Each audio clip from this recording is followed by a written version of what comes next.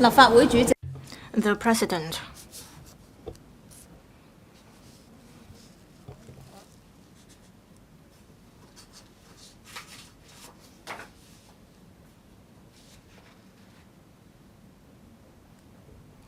Questions. Question 1, Mr. Kingsley WONG. Thank you, President. There are views that food delivery workers on Hong Kong's digital platforms are not covered by various forms of labor protection. This situation lags behind that in both the mainland and the West. In this connection, would the government inform this council? 1. As the government indicated last November, that it would propose a direction to strengthen the protection of platform workers, which may include proposals that can only be implemented by legislation, of the scope of the protection and legislative details being considered by the authorities, and when the legislative proposals are expected to be introduced into this council. 2. Given that the Supreme People's Court issued guiding cases last year, pointing out that the key to determining whether there is a labor relationship between enterprises and workers is to establish whether there are facts surrounding the employment, which constitute dominant labor management, whether the authorities have drawn reference from such cases to formulate the relevant safeguarding direction, if so, of the details, if not, the reasons for that. And 3. As it's been reported that some mainland enterprises have paid the 5 insurances and 1 housing fund for platform delivery workers so that they are protected by law in the event of old age, illness, work-related injury, unemployment, maternity, and so on, whether the authorities have encouraged Hong Kong platform enterprises to follow suit, such as making MPF contributions for platform delivery workers. Secretary for Labour and Welfare. President, the government is concerned about the protection of digital platform workers and has established a liaison group comprising representatives from the government, platform companies, and labor organizations to explore suitable proposals to enhance the protection for platform workers. In response to the member's question, the reply is provided below. 1. The Labour Department completed statistical surveys and conducted consultations last year, including the thematic household survey and opinion survey for platform workers, as well as focus group meetings to collect data on the working conditions of platform workers and their views on protection matters. The results of the above surveys revealed that platform workers were most concerned about work injury compensation. In addition, the Labour Department organized a retreat in November last year to facilitate representatives from the government, platform companies, labour sector, academics, and the insurance industry to express and exchange views on how to protect platform workers, including issues of work injury compensation. Having regard to the data and views collected from the above surveys and through various channels, the government will introduce a proposal for further enhancing the rights and benefits of platform workers within this year, and will consider reinforcing the protection for platform workers through legislative means. In collaboration with platform companies and other stakeholders through the liaison group, the government will continue to take forward the work on protection for platform workers. 2. The government has studied the guiding cases of the Supreme People's Court and the mainland and recognized that the court determined the relationship between platform companies and workers based on the facts of work arrangements. The court took into account such factors as personal subordination, economic subordination, and organizational subordination in an integrated manner in determining whether a dominant labor management relationship existed. Given the specific circumstances of each case differs, the court needs to adjudicate the existence of a labor relationship or not for each and every case. In Hong Kong, the court has established a series of factors to distinguish whether an individual is classified as a self-employed person, an independent contractor, or an employee. Relevant factors include whether the purported employer exercises control over the purported self-employed person's work, and whether the purported self-employed individual can hire helpers to assist with the work, whether he provides his own equipment or tools, and whether he bears the financial risk over his or her business. If in essence there exists an employer-employee relationship, even if an employer claims that an employee is a self-employed person or a contractor, the employer must fulfill the responsibilities under labor legislation in respect of that employee, including bearing the criminal liability for violating provisions of employment rights. We'll continue to monitor the policies and measures in the mainland and other places on the protection for platform workers and think about how to formulate appropriate policies to strengthen the protection for platform workers with regard to the local circumstances. 3. To the Labor Department's understanding, platform companies in Hong Kong generally take out personal accident insurance for their platform workers and provide safety training and disseminate information on workplace safety to platform workers to prevent and reduce accidents. In accordance with the MPF scheme's ordinance, employees and self-employed persons aged 18 to 64, save for exempt persons, are required to join the MPF scheme. If a platform worker is an employee as defined in the employment ordinance, the platform company as the employer is obliged to enroll these employees in an MPF scheme and arrange employer and employee mandatory contributions. If a platform worker is a self-employed person, he is required to arrange his own enrollment in an MPF scheme and make mandatory contributions. The government will continue to encourage platform companies to adopt suitable measures to improve the welfare of platform workers through the liaison group. Thank you. Mr. Kingsley Wong. Currently, there are over 10,000 active food delivery platforms. Because of the ambiguity of employer-employee relationships, there are different gray areas. In year 2023, a delivery rider, because of the tribunal's ruling, established the labor relationship and recovered $200,000 of pay. Mr. Kingsley Wong, please follow up your own questions. Please do not cite the case laws. The ruling was made in the district court, and in one case, the employee had to pay the court's fees. So we have to protect the welfare of delivery platform workers. Will the government, from the workers' perspectives, amend the ordinance to make it clear how we can establish the employer and employee relationship? Secretary, I think Mr. Kingsley Wong brought up two questions. In my main reply, I said the government is studying how we can better protect platform workers. That include enacting legislations to enhance the protection. It is not about how we can grant the employee status to all platform workers through amending the ordinance. Whether a platform worker is considered as an employee is based on court's rulings. A person can be a self-employed person or an employee based on the nature of the person's work. We cannot adopt a broad brush approach to say that a platform worker must be an employee. There are no such practices around the world. Mr. Kwok Wai-keung. Thank you. According to the Secretary's reply, employees are most concerned about work injury compensation, according to some surveys. Frontline platform workers, however, expressed that they have great concerns about illegal workers and illegal employment. According to our understanding, the work of combating illegal employment is not frequent enough, and there are limited detainment facilities for bogus refugees, and they are released within a short period of time. How can the government stringently combat illegal employment? For example, will there be a registration system for platform workers so that illegal employees will not compete with local platform workers? Secretary.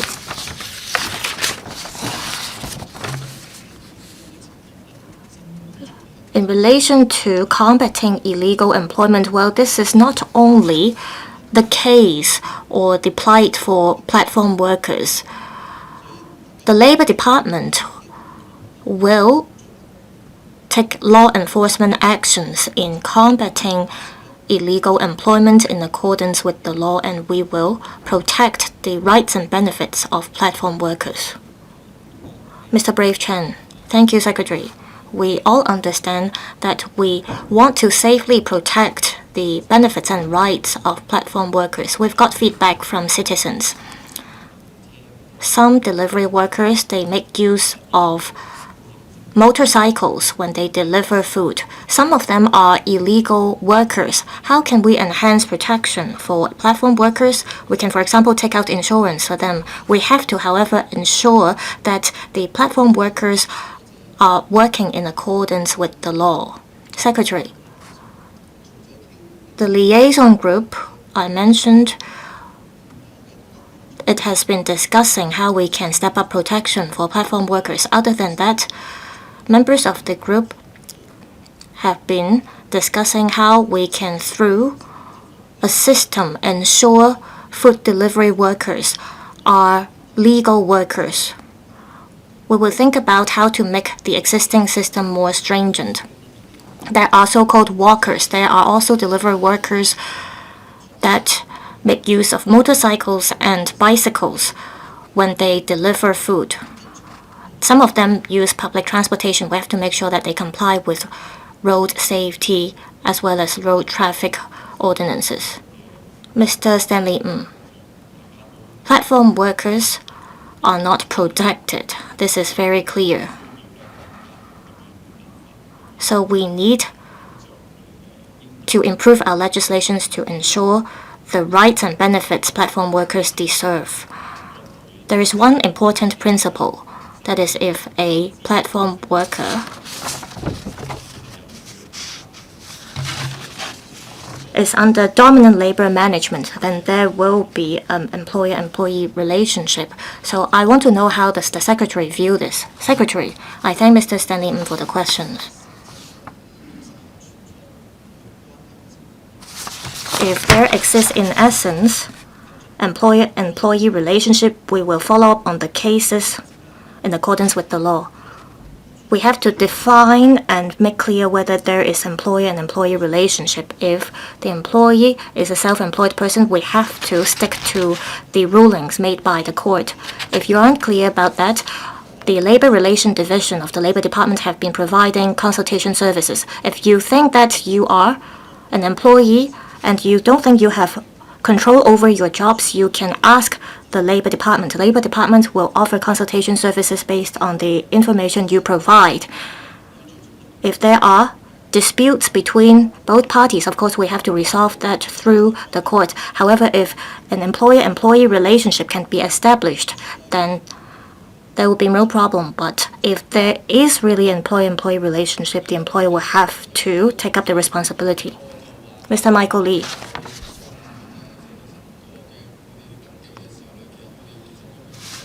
Delivery workers, even if they can register their identity, we do not know whether the information provided is true. They also make use of motorcycles and bicycles, for example, when they deliver food.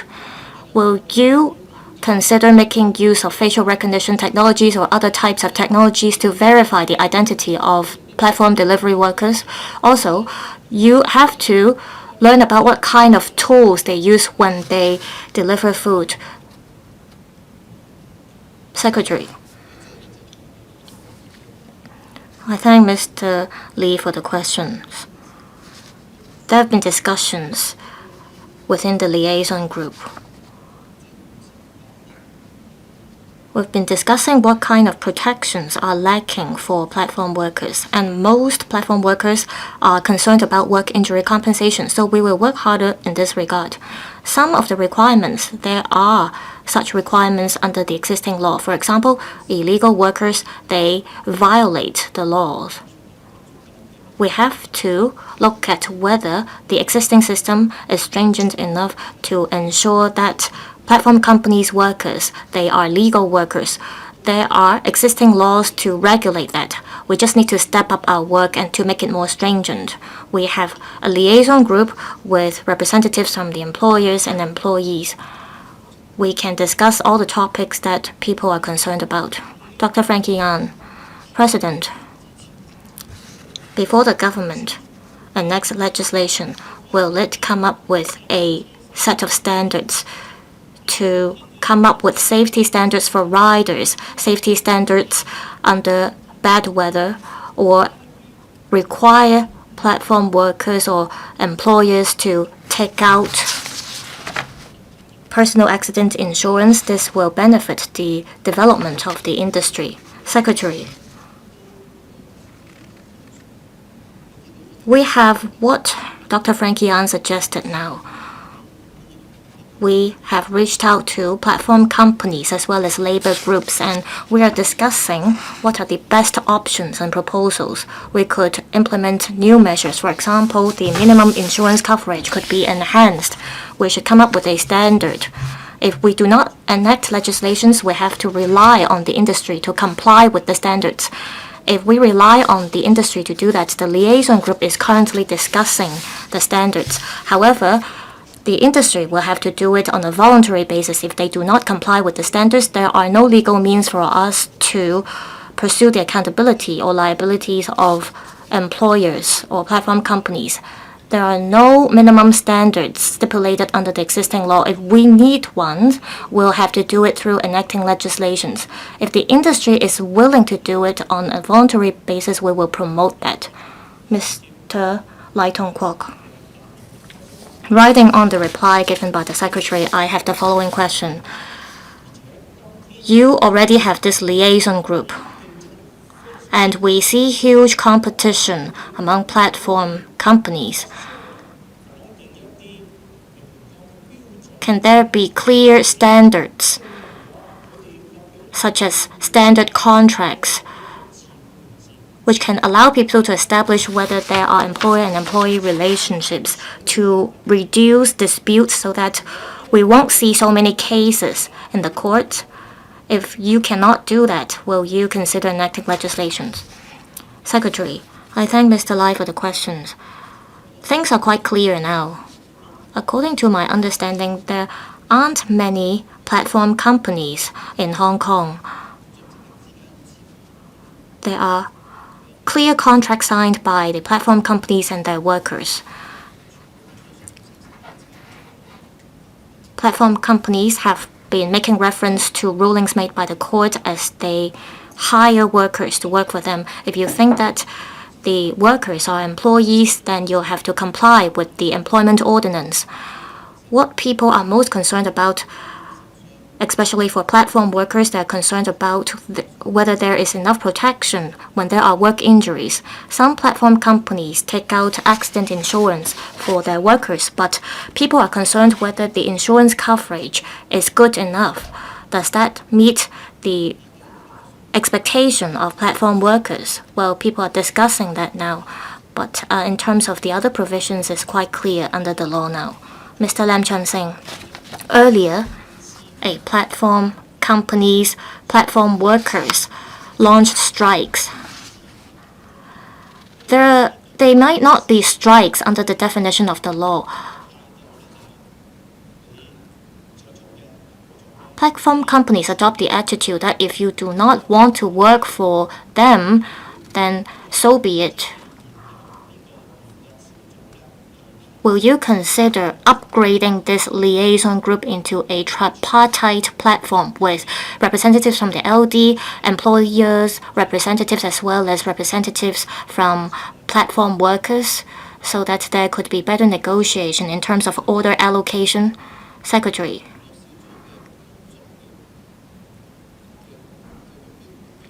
I think this is not the objective of the liaison group. The major guiding principle for the liaison group is to plan for the future so that there could be better protection for platform workers.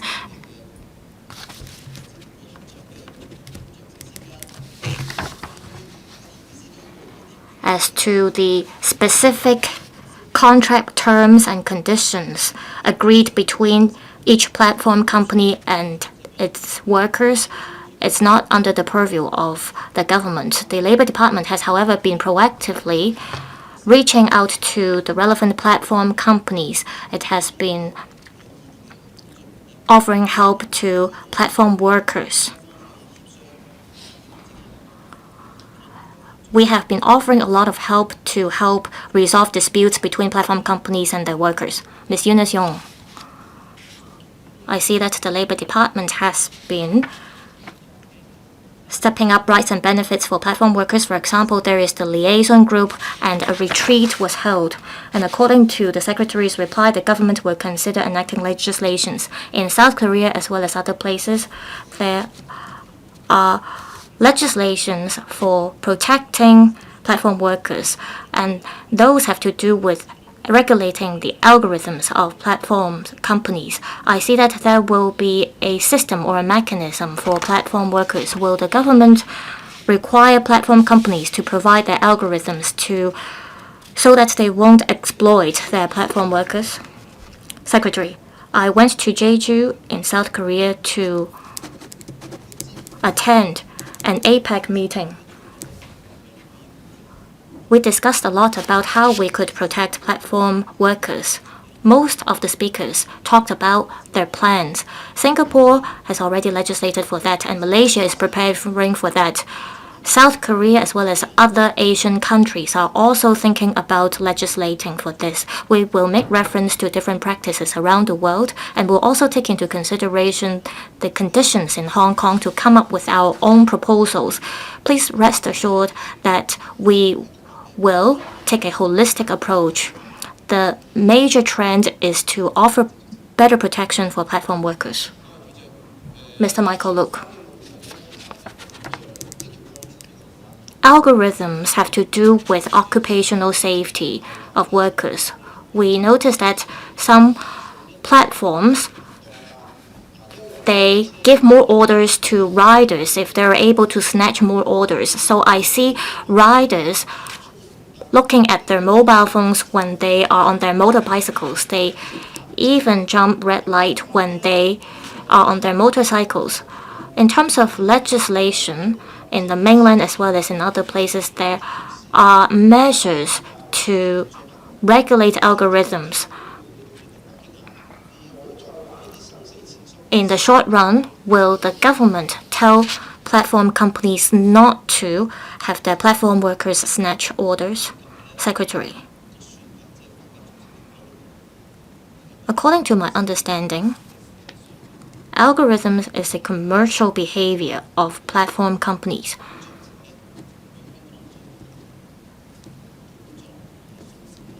Platform workers who work in Hong Kong, be they food delivery workers or goods delivery workers, they have to comply with the traffic laws. There are different ordinances that these workers have to comply with. I think both parties have to take up their own responsibilities. There are things that can be dealt with through the law. There are also problems that could be resolved through communication. Our liaison group was established exactly because of this. Thank you. Question number 2, Mr. Kenneth FOK. President, the 2024 policy address proposed to strengthen civil service management. However, there are views pointing out that the figure of over 100 suspected cases of sick leave abuse by civil servants every year reflects that there is room for improvement in the fairness and transparency of the relevant sick leave management system. In this connection, will the government inform this council, 1, whether it has conducted a comprehensive and systematic assessment of the management of sick leave in the civil service and set out in a table the relevant data on sick leave taken by civil servants in each government department in the past 3 years, including the number of civil servants who took sick leave and the number of days of sick leave taken by them, as well as the details of the management concerning frequent sick leave and prolonged sick leave, if not the reasons for that.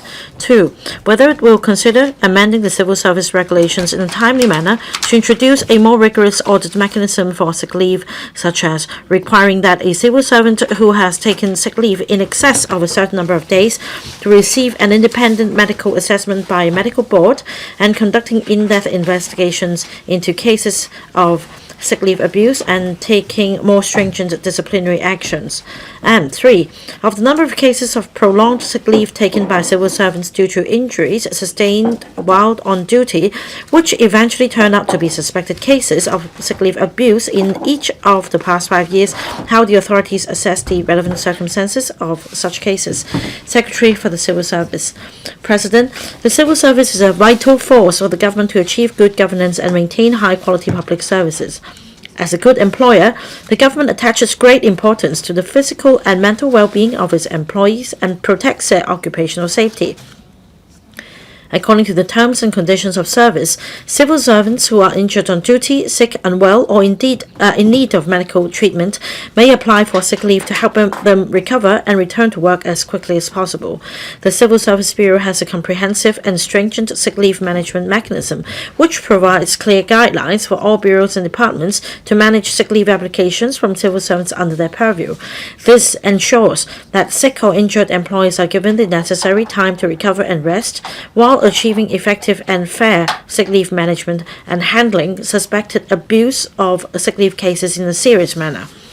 The sick leave management mechanism is clearly and thoroughly stipulated in the Civil Service Regulations, CSRs, which are highly transparent and accessible by all civil servants at all times. My replies to the respective parts are as follows.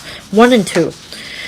To comprehensively and systematically understand the overall situation on the taking of sick leave by civil servants, the CSB regularly collects and analyzes civil servants' sick leave data from bureaus and departments.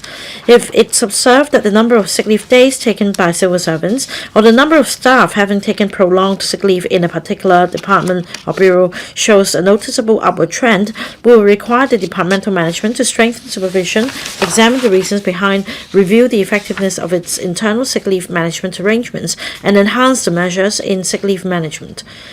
Civil servants' sick leave is categorized into duty-related sick leave and non-duty-related sick leave. In 2022, the total number of duty-related sick leave days taken by civil servants was about 100,000 days, while in 2023-24, it was about 80,000 days per year. As for non-duty-related sick leave, the total number of such leave days taken by civil servants in 2022 was about 0.9 million days. During the COVID-19 pandemic that year, civil servants who were issued with isolation orders for being tested positive were granted authorized absence without taking sick leave. From early 2023 onwards, as the government ceased issuing isolation orders, civil servants who are tested positive for COVID have to apply for sick leave according to the normal procedures. Against this backdrop, the total numbers of non-duty related sick leave days taken by civil servants in 2023 and 2024 were about 1.2 million days and 1.1 million days respectively. Regarding the number of civil servants taking leave, the 2024 figures show that out of about 173,000 civil servants, about 30% did not take any sick leave throughout the year, about 40% took between half a day to 5 days of sick leave, about 15% took between 5.5 and 10 days, and those who took more than 10 days of sick leave accounted for only 15% of the total civil service strength. Civil servants who took a relatively long period of sick leave includes serious injuries on duty and serious illnesses which require medical treatment for tens of days or even several months. The distribution of sick leave days in 2023 is largely similar. It is incumbent upon departmental management to closely monitor the sick leave taken by their staff and identify cases of suspected abuse at an early stage so appropriate actions can be taken. According to the CSRs, if a staff member is suspected of abusing sick leave, the departmental management may require them to attend before a government or hospital authority medical officer or clinic. In such cases, regardless of the duration of leave, staff member must produce a medical certificate issued by the government or the HA medical officer or clinic to be granted sick leave. For prolonged sick leave cases, the CSRs stipulate that departmental management is generally required to convene a medical board consisting of 3 medical officers to independently assess the health condition of any civil servant who has taken more than 91 consecutive days of sick leave that are not related to injury on duty. Bureaus, departments may withhold the grant of sick leave to the officer unless the board's recommendation to grant sick leave is given to the officer. If the grant of sick leave is withheld from the officer, they should immediately apply for vacation leave or unpaid leave to cover the period of absence. Otherwise, the case may be regarded as unauthorized absence. If an investigation reveals abuse, falsification, or other breach of regulations, the departmental management may take disciplinary action accordingly. If a case involves criminal elements, the departmental management will also report it to the relevant law enforcement agencies. Therefore, the existing mechanism has in fact incorporated the arrangements suggested in Part 2 of the question. 3. A civil servant who is injured while on duty for reason not owing to his own serious and willful misconduct may apply for sick leave on full pay. Most civil servants injured while on duty will seek treatment from medical officers or clinics of the government or the hospital authority. In case a department has any doubt over whether the sick leave applied for is related to injury on duty, it will collect relevant information and conduct investigation, such as requesting medical reports and police investigation reports if applicable, obtaining details of the case from witness, arranging officers to undergo medical assessments so as to prevent false declaration of injury on duty cases. We do not keep the statistics requested in the question. Mr. Kenneth FOK. I received a complaint from a retired person in the local community. A few years ago, frontline officer was pushed over by a member of the public. He suffered a shoulder injury whilst on duty. According to the medical report, it was an abrasion without a substantial bone fracture. He was discharged in the same day. This public officer, however, took 110 days of sick leave, and then he worked for about 1 year and a half. And because of the alleged harm to his mental health, he further took 338 days of sick leave, altogether 15 months, in other words. And then a few years down the road, through the Department of Justice, the department demanded this member of the public to make compensation equivalent to several $100,000 because of the sick leave. Now, I'm not the doctor. I don't think it's reasonable, however. So there are a lot of doubts, as I see in the reply. As I understand, only when the bureaus and departments have reasonable grounds to suspect that it involves a sick leave abuse, will investigation be conducted. So is there anything you can do to salvage public confidence in the civil service and to safeguard the rights of the public? President. Well, about the case mentioned by the member, it is in sub judice, so I don't think it's appropriate to comment on this specific case here. For colleagues suffering minor injuries, most of them will be receiving medical treatment from a government or HA clinic. So the sick leave certificate to be issued should be issued by a government doctor or HA doctor. So similar to the business sector, for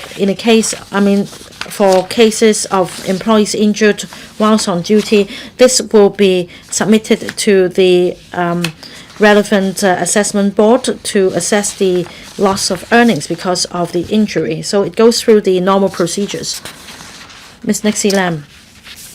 According to CSR 1291, if a head of department considers that an officer is abusing the sick leave mechanism, as mentioned, the officer will be required to attend a government or HA medical officer or clinic, as you mentioned.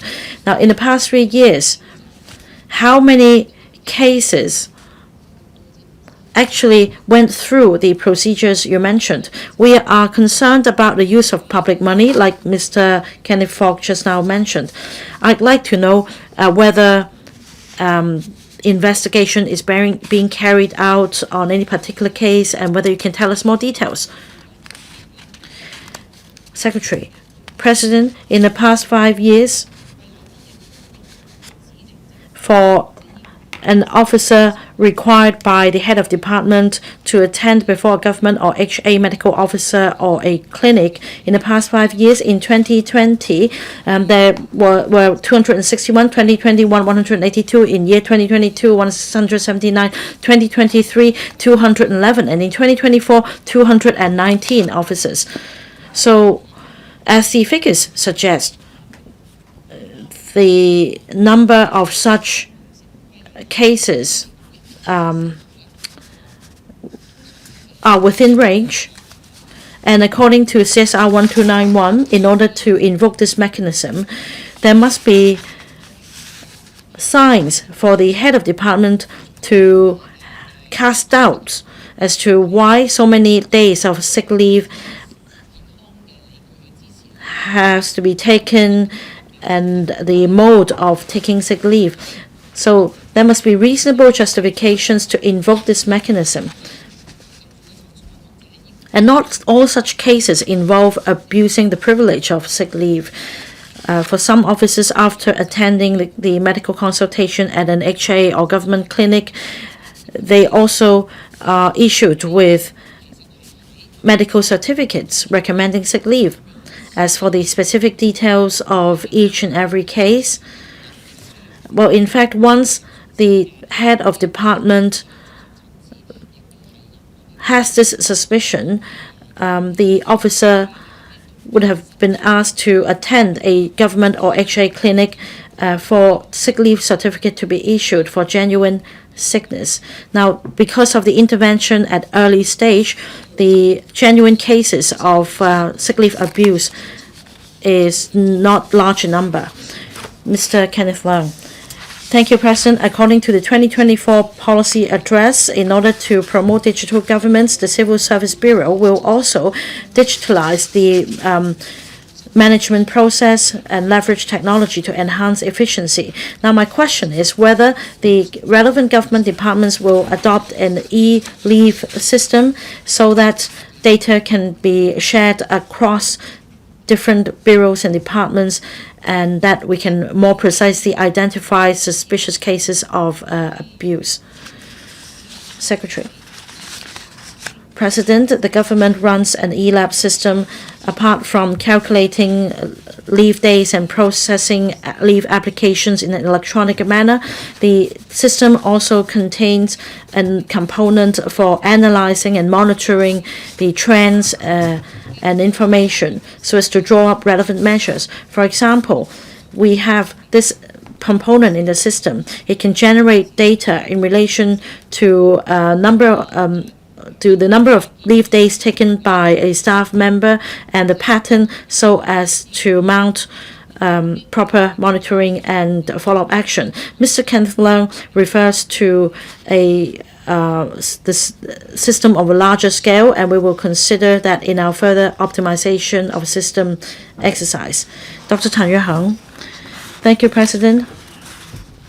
If you are sick, you should see a doctor, and this is only reasonable. It is also how the civil service adopts a compassionate approach towards the staff. However, I've also heard about abuse cases. Now, some staff take on a regular basis half-day leave every week without a sick leave certificate because this is not required. So on the whole, every month, this staff member takes 2 or 3 days of sick leave altogether. So there is, of course, this abuse element. It should be tackled. We need to have a prevention mechanism, and we need to penalize cases of abuse. Now, does the government keep statistics about the abuse cases in the past 3 years, and whether stringent measures are taken to penalize offenders, whether disciplinary action will be taken, for example? And can you tell us roughly the figure of sick leave abuse cases? Secretary. President, the member mentioned this scenario.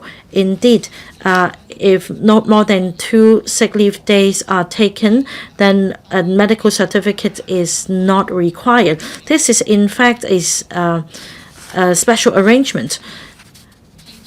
It's by discretion. So if the head of department considers possible abuse, then instead of allowing uncertificated sick leave, the head of department may also require the production of a medical certificate for sick leave to be granted. For example, if a staff member on a regular basis takes sick leave every Monday, then the head of department may scrap the special arrangement and demand that sick leave certificate be produced for a single day of leave. About allowing our officers to see a doctor, under the civil service regulations, we also allow the officer to take time off for less than half a day for the purpose of medical consultation.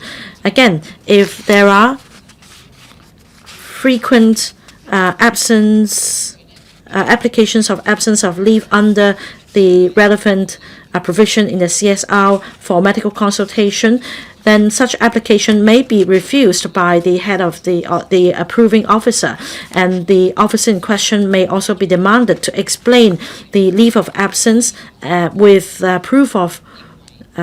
document for proof. Now, I also answered another member's question, that is, the head of department may direct an officer to attend a government or HA clinic and the relevant case numbers. As I explained,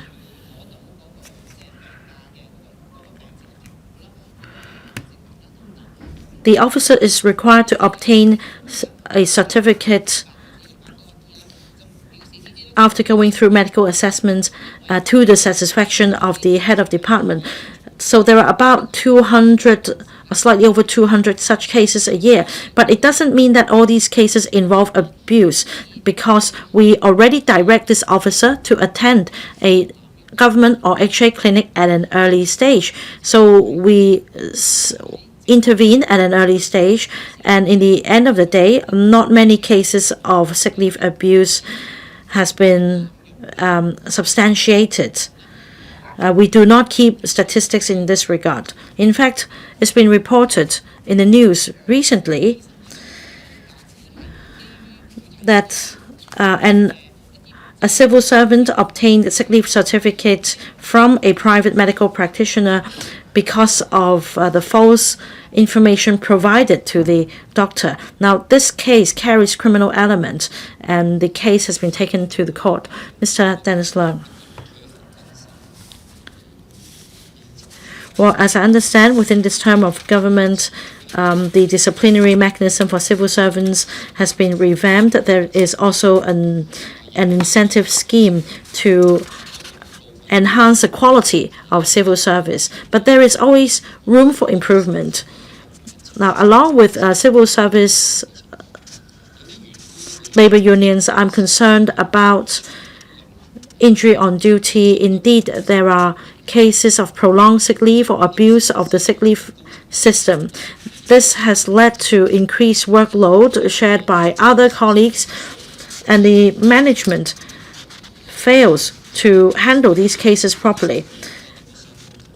We do not have sufficient doctors that have received training on assessing the capability of the sick staff, so the situation gets worse. My question is whether there will be a comprehensive review to prevent abuse of the sick leave system among civil servants.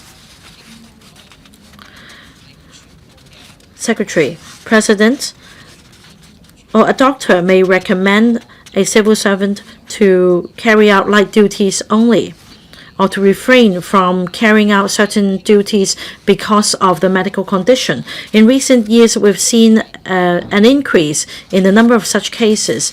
Now, by light duties, it covers a very broad scope. These duties may not be suitable for that staff for the medical reason. For example, the civil servant may need to work outdoors as well as indoors, but if there is a leg injury, then the civil servant cannot work outdoors. So arrangements will be made for him to keep him in.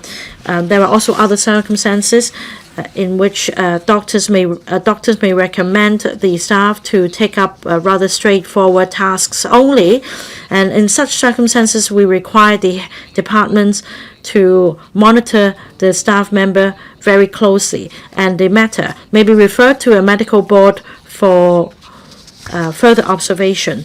Now, if the light duty recommendation is extended for more than a few months, then of course we need to be compassionate about the colleagues' medical problems. But at the same time, if it extends beyond a few months, we will invite the medical board to conduct an assessment because of the prolonged light duty recommendation. That is, whether this colleague is able to perform the duties originally tasked to them, including the complexity and the scope. And if it's deemed not possible, then we'll consider whether to transfer this colleague to another department or ask him to retire. Question 3, Mr. Yim Kong. President, last month the U.S. released the findings of the Section 301 investigation under the Trade Act of 1974 and announced that port fees would be imposed on vessels owned or controlled by Chinese entities, including Hong Kong entities, including vessels whose owner or operator is headquartered in Hong Kong and vessels of which more than 25% of the equity interest is held by a citizen or citizens or the government of Hong Kong. Hong Kong is the 4th largest shipping register in the world, with over 1,100 maritime-related companies currently operating here. Some preliminary analyses have pointed out that such maritime companies will be faced with risks such as an upsurge in operating costs and a decline in market competitiveness. And ship leasing and ship financing businesses will also be affected by knock-on impacts. In this connection, will the government inform this council? 1. Whether the government has systematically assessed the negative impact of the aforesaid measures of the U.S. on Hong Kong's shipping and maritime-related industries, and formulated a cross-departmental collaboration plan to safeguard Hong Kong's status as an international shipping center as well as companies' legitimate rights and interests. 2. Whether it will provide targeted relief measures to the affected companies engaged in shipping, ship leasing, and so on, or provide certain financial support for them to adjust their route deployments. And 3, whether it has proactive measures to attract non-U.S. ship operators or relevant high-end maritime service providers to carry on developing their business in Hong Kong. Thank you, President. Secretary for Transport and Logistics. President. The U.S. government announced on 17th April this year the results of its Section 301 investigation against Chinese maritime, logistics, and shipbuilding industries and decided to impose port fees on vessels owned, operated, or built by Chinese companies for the use of U.S. ports. The HKSR government has immediately issued a press release to express its strong opposition to the decision, particularly for the fact that the measures are blatantly discriminatory, deliberately dividing the international maritime community and undermining the spirit of international solidarity and cooperation. The SAR government is highly concerned about the incident, and the TLB has been maintaining close liaison with the industry to assess the situation and respond as needed.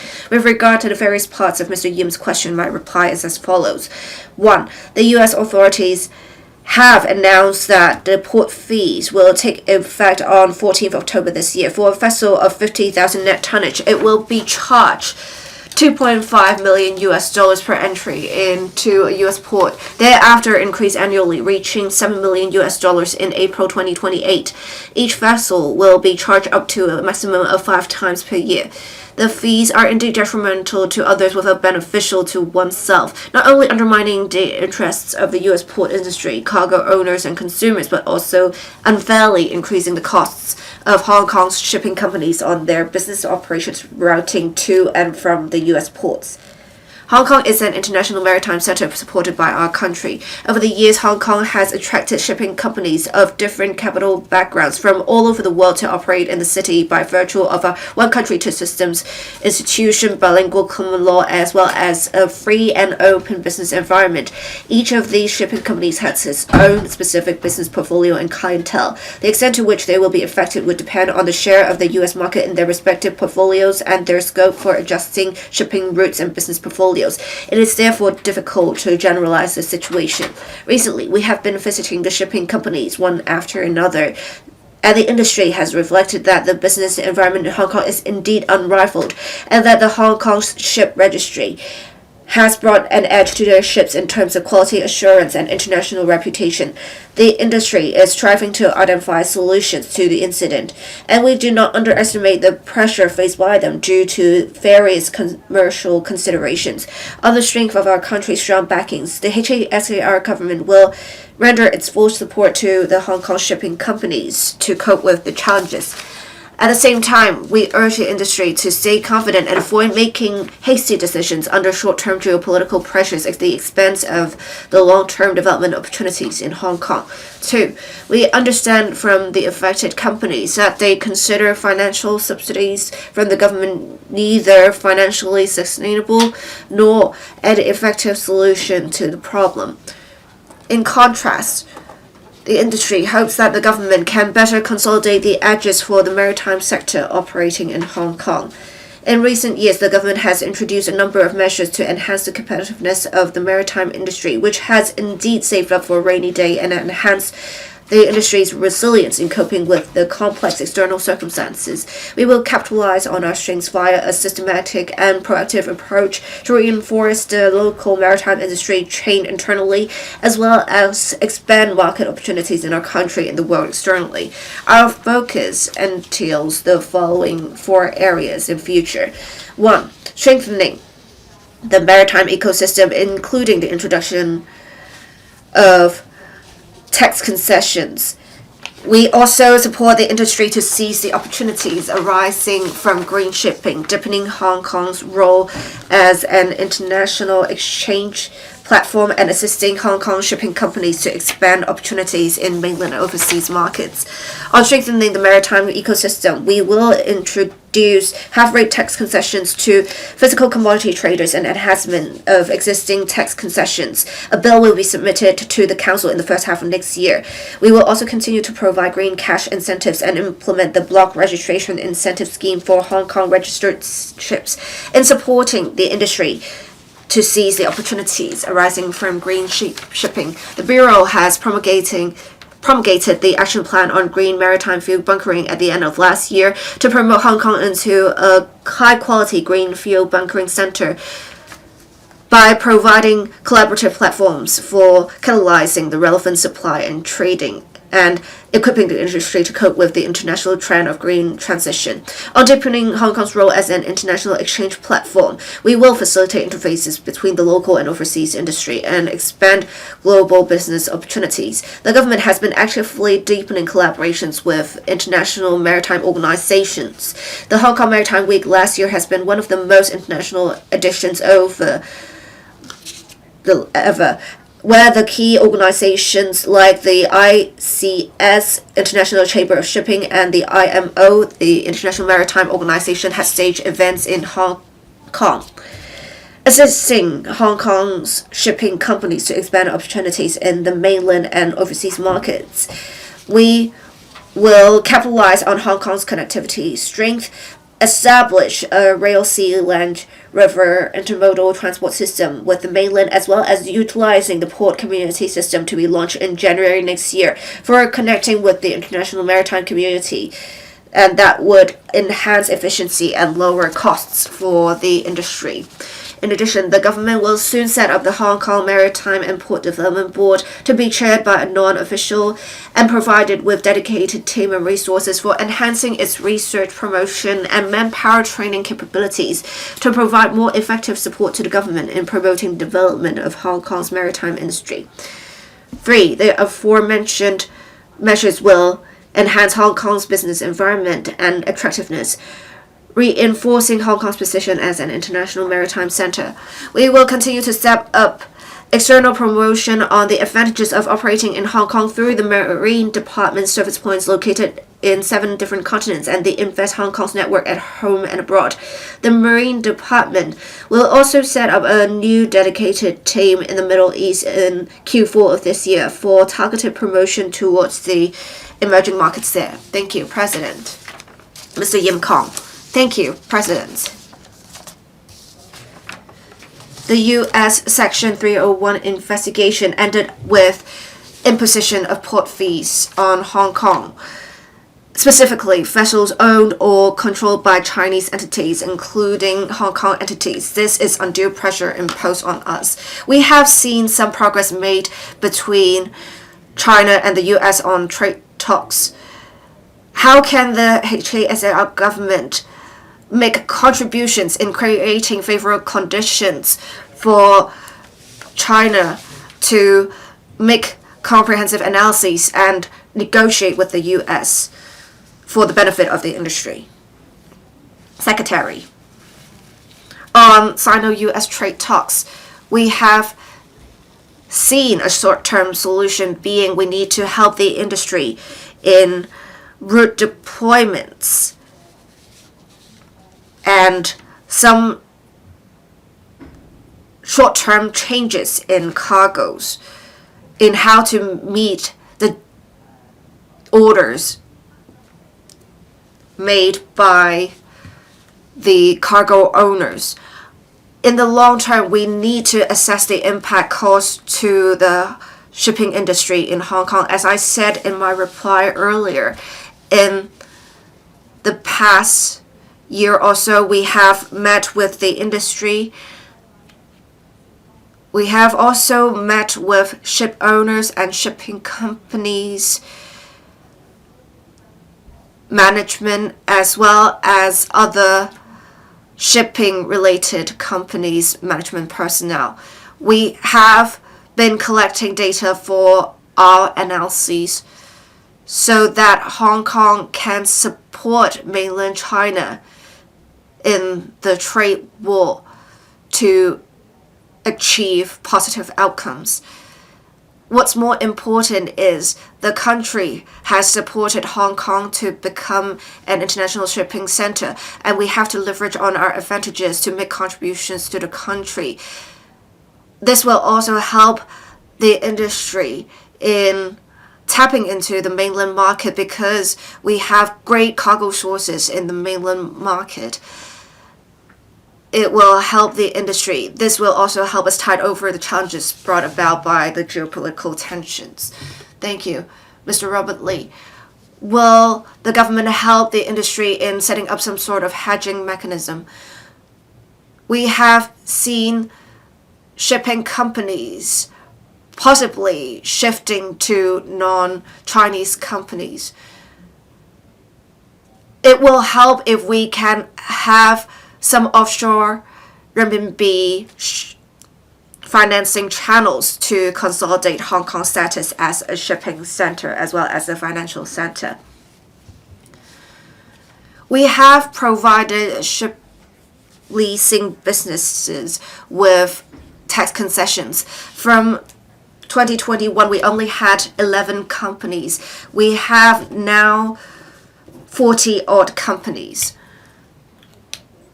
In enhancing tax concessions, we will try to have more attractive tax concessions. We will also gauge the different tax concessions in other jurisdictions to make sure our tax concessions are competitive. We want to try to make sure we leverage on our advantages as an international financial center. We also have a sound regulatory regime. We'll try to work with the financial sector to create synergy, to help ship leasing and financing businesses who have set up operations in Hong Kong to prosper. Thank you. Mr. Frankie Yick, on the last occasion when the U.S. imposed unreasonable so-called reciprocal tariffs, it is said that we would go to the WTO for assistance. I think with the imposition of the unreasonable port fees, it is also a breach of the relevant UN convention. Port fees should only be charged on the basis of services provided, and the fees should not be discriminatory in any way. Right now, the fees charged are obviously discriminatory. It also breaches the relevant WTO rules on trading. So should we work with the mainland government to go through the WTO dispute resolution mechanism as well as trying to initiate proceedings in the UN through the IMO convention for our benefit. Well, the Section 301 investigation of the U.S. specifically target vessels owned or controlled by Chinese entities, and the Chinese entities involved would cover 6 areas. By that definition, Hong Kong and Macau entities would be covered.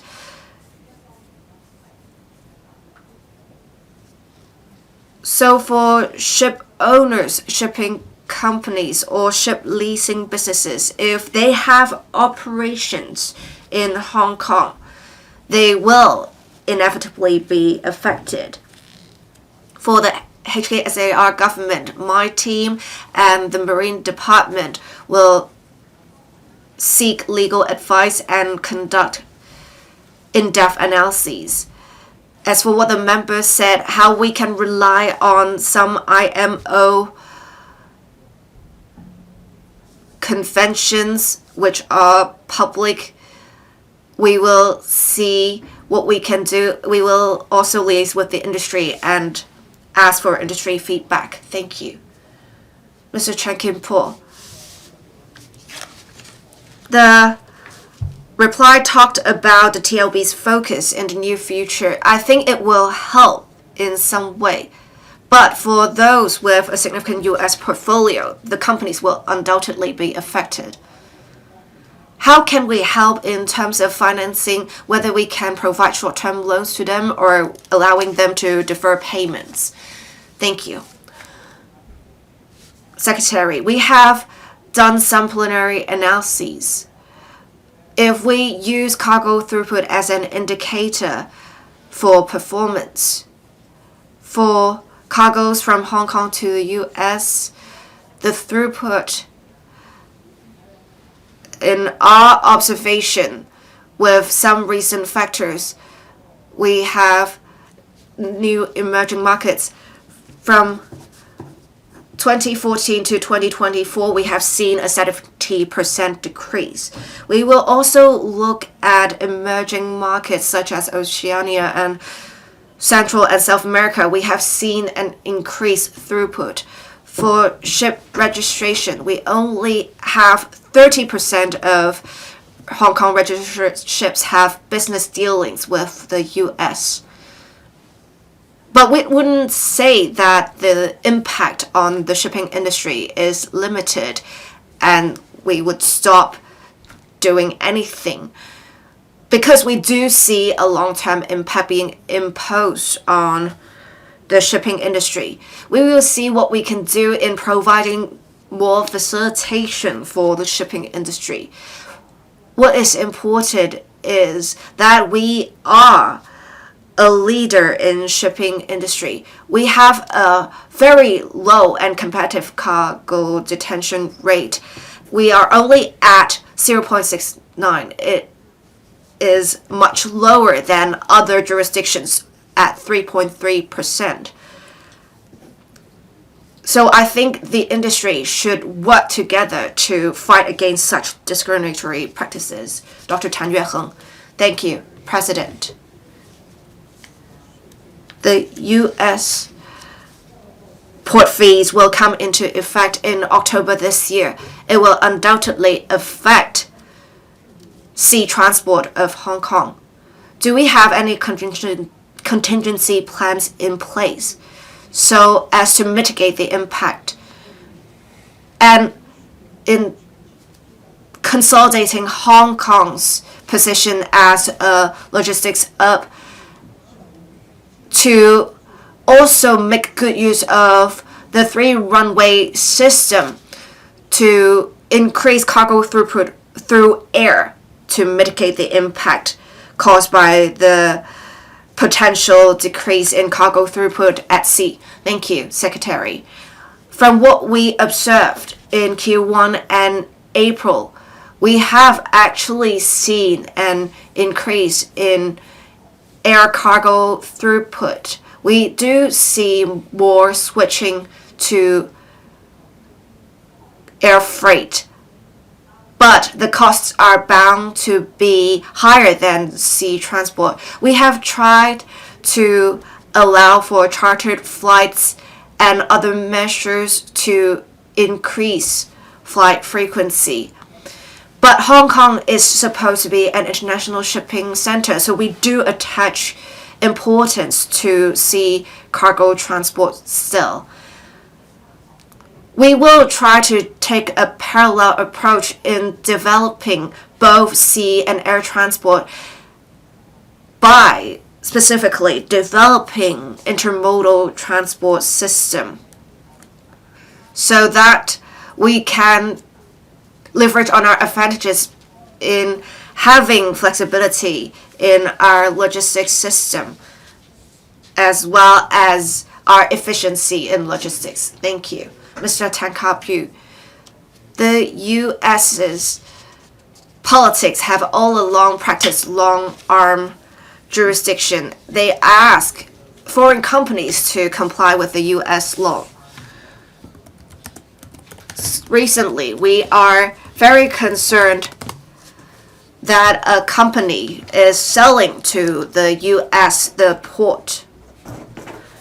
So if we have the company continue to sell the port, will that affect Hong Kong in a way? Well, I think your company is not necessarily relevant to the question, but I'll see if the Secretary is going to reply to that. I think what is important is that we need to focus on the issue on the U.S.'s imposition of port fees, how we are going to tackle that issue.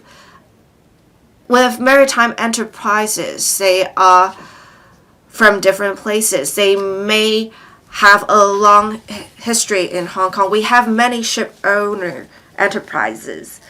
We also have some world-leading ship leasing and ship financing enterprises in Hong Kong. We have a vibrant shipping ecosystem. We cherish that, and we will continue to consolidate our efforts. Question for Dr. So Cheung-wing. Thank you, President.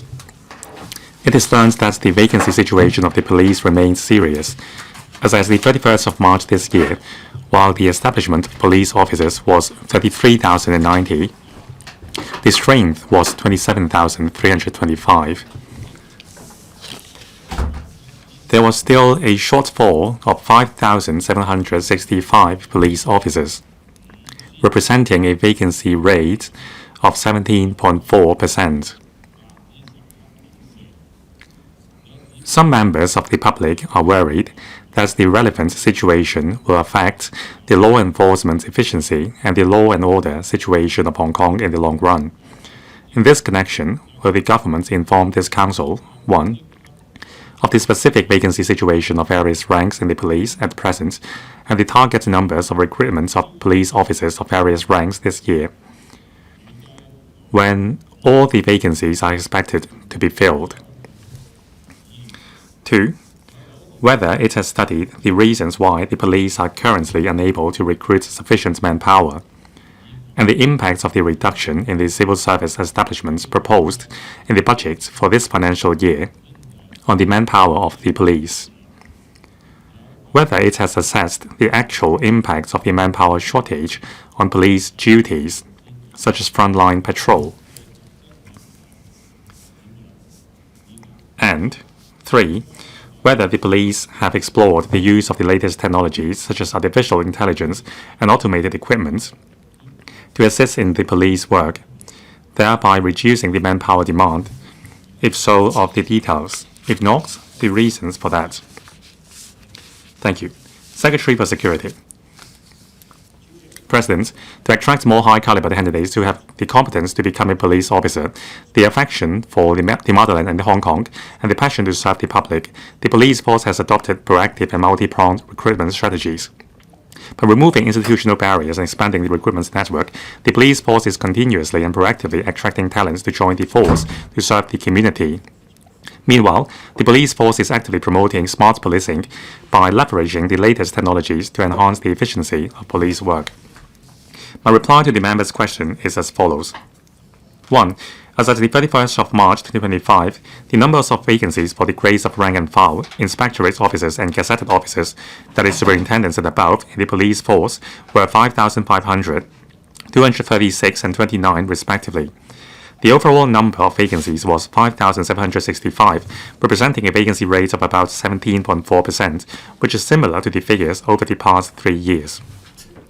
In setting the recruitment targets, the police force will review its manpower deployment, operational needs and training resources, and will take into account factors such as the overall environment of the community and the labor market. For the 2025-6 financial year, the police force has the target of recruiting 130 probationary inspectors and 1,140 police constables. To enhance the effectiveness of recruitment, the police force has adopted a multi-pronged approach. In addition to conducting recruitment exercises throughout the year, the police force organizes and participates in various recruitment activities on a regular basis. Furthermore, the police force strives to optimize the application and selection mechanism. The 2-in-1 Express for Police Constables, launched in September 2024, allows candidates with outstanding performance in group interviews to attend the final interview on the same day, thereby shortening the interview process. In addition, the police force has expanded its recruitment network by conducting recruitment exercises at universities worldwide.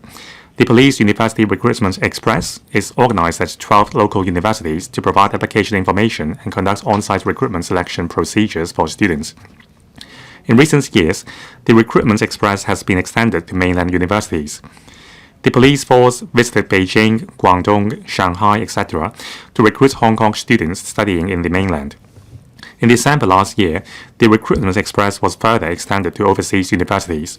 One-stop comprehensive selection procedures are arranged for Hong Kong students studying overseas who have returned to Hong Kong during their vacation. The Police Cadet Training Program was launched in 2024. Collaborating with 3 post-secondary institutions, the police force has launched a full-time 1-year program of Diploma of Applied Education, Police Cadet Training. The program has been designed as a seamless bridging course for graduates to proceed to the Recruit Police Constable Foundation Training Program. 2. According to the report on 2023 manpower projection published by the government in November last year, there will be serious manpower shortages in Hong Kong in the next 5 years. Facing changes in Hong Kong's total labor force, all industries are trawling for talents and the police force is no exception. The police force focuses on quality over quantity in recruitment.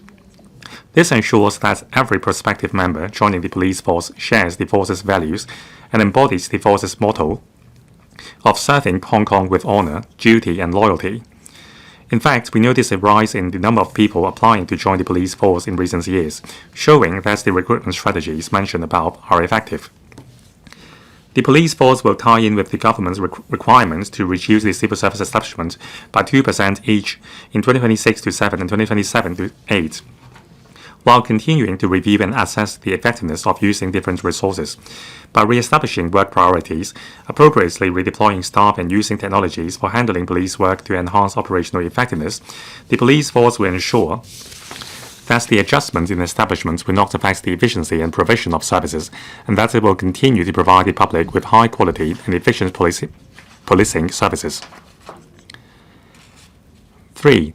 The police force effectively utilizes advanced technologies, including AI and automated equipment, to provide better services for the public, as well as enhance efficiency and reduce manpower requirements.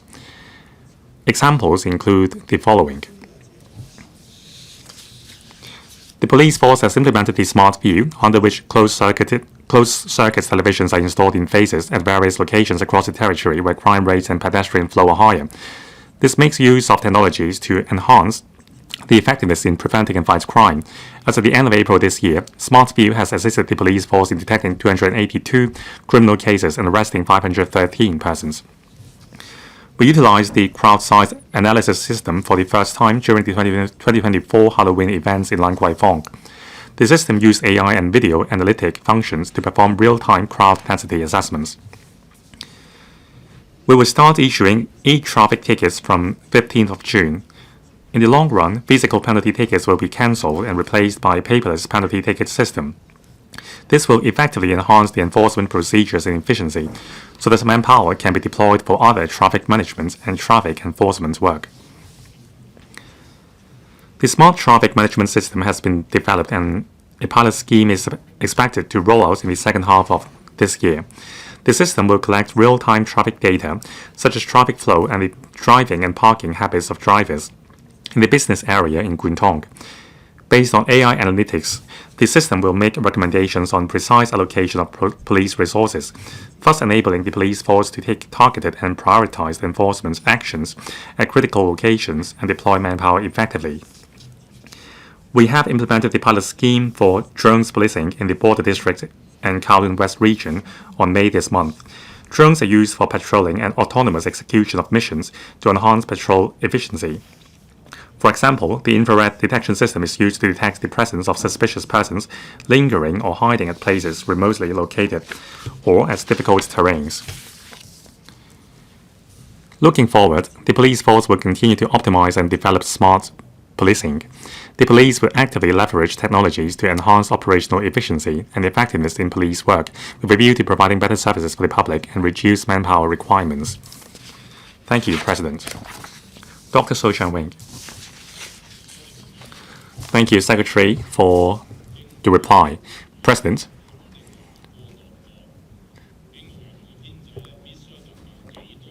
the government must have a plan of an ideal size of the police establishment so that it is sustainable. Now, the vacancy rate is as high as 17.4%. Now, we think this vacancy rate is too high for the police to function efficiently.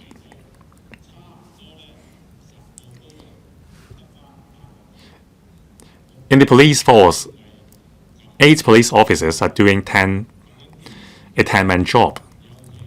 So is that a sustainable situation, especially when the security risk in the world is heightening?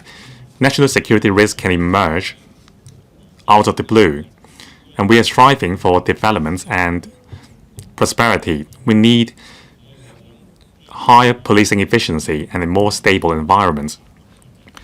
So for the vacancy of 5,760 posts, why are you only planning to hire 1,700 people? We have asked your questions, Secretary. Thank you, President. Of course, if the vacancy rate is lower, it would be better for our operational efficiency. But pragmatically speaking, there is an overall manpower shortage in Hong Kong. We need to conduct our work with a pragmatic manner. Now, as I said in the main reply, we are now deploying more technologies and reprioritizing our work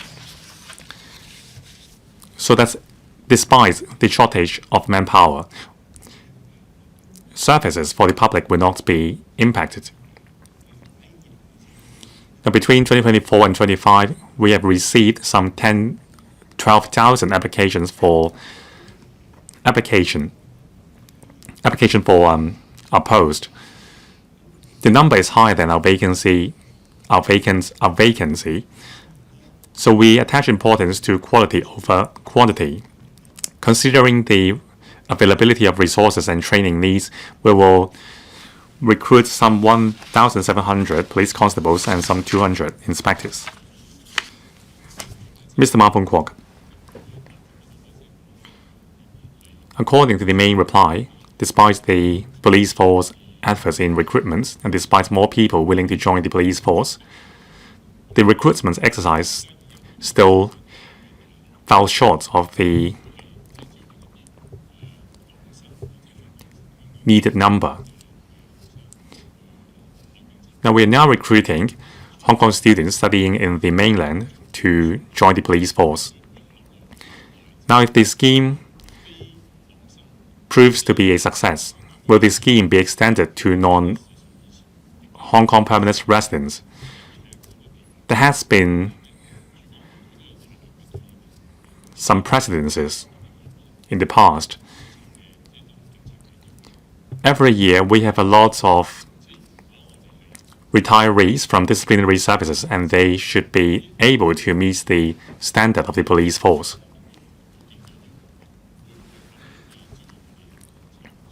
So for non-Hong Kong graduates, if they can meet the required standards, will they be recruited?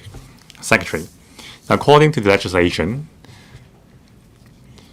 only Hong Kong permanent residents are able to become civil servants. So we welcome all eligible candidates to apply for the post. Of course, we would welcome anyone with past experience in policing. Mr. Gary Chan.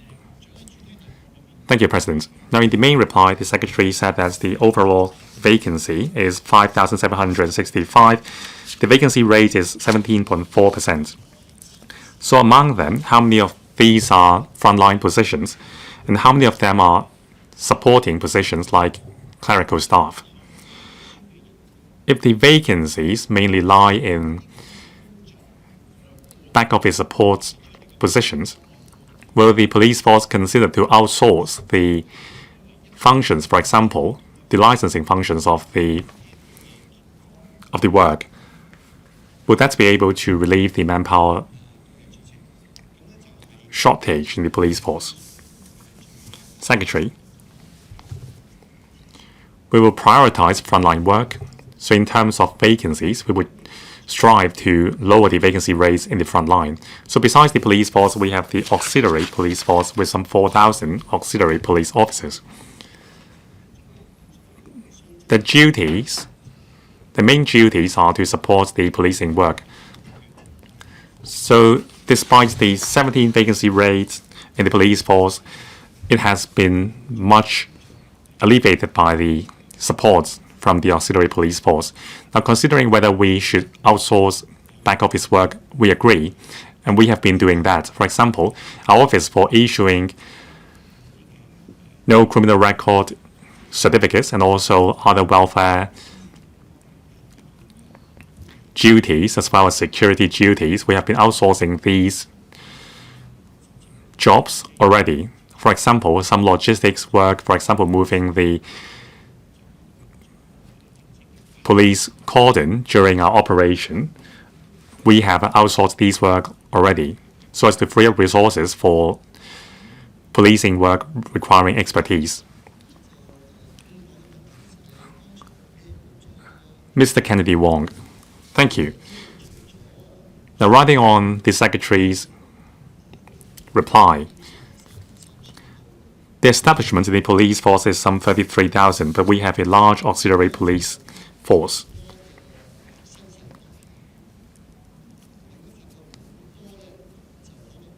Now, according to my observation, Gen Zers are not enthusiastic to take up full-time jobs. They would rather take up part-time jobs. So I understand that there is some recruitment difficulties in recruiting police officers. What about making up for the shortfall by expanding the auxiliary police force? Secretary. Thank you, President. Now, the recruitment for auxiliary police is much smoother than that for the police force. Now, there is a very low vacancy rate in the auxiliary police force. We will conduct timely review on whether we should expand the establishment for the auxiliary police force.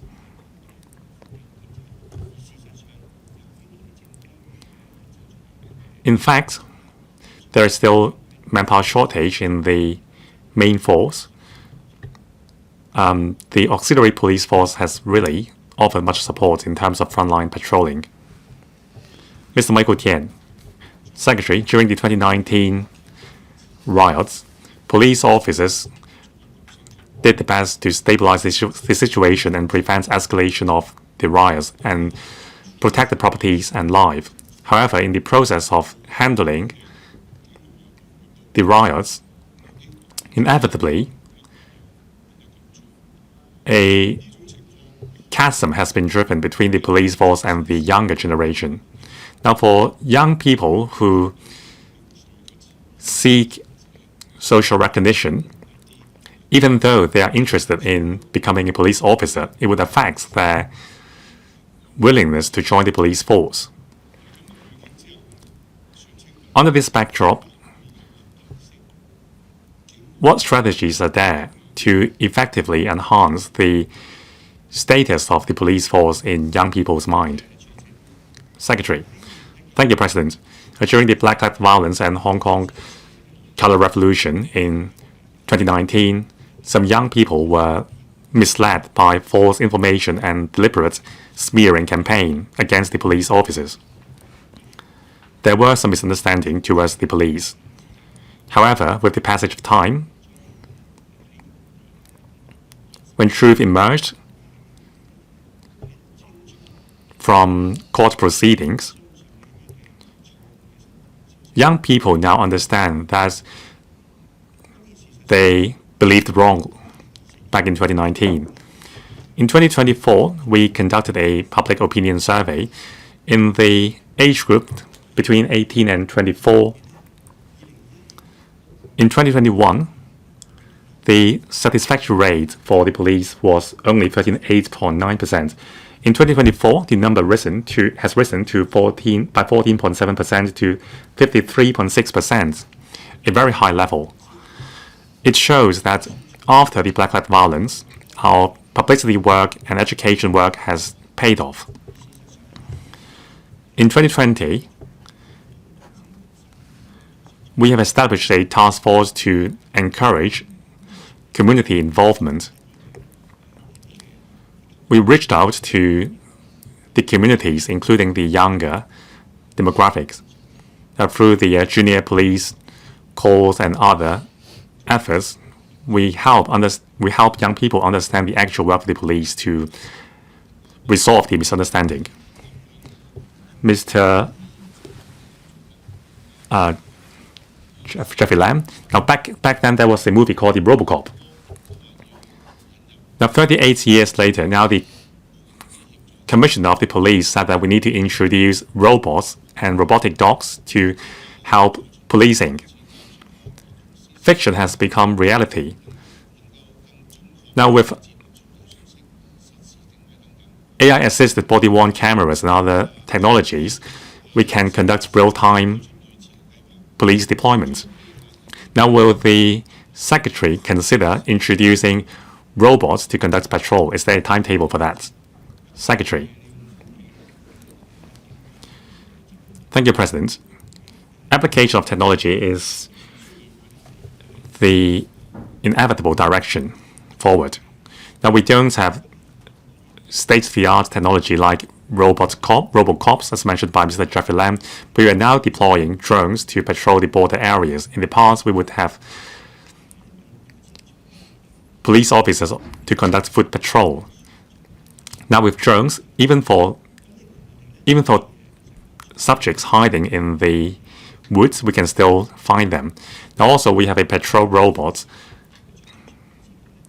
which conducts real-time patrol as well as engaging in interactions with the community.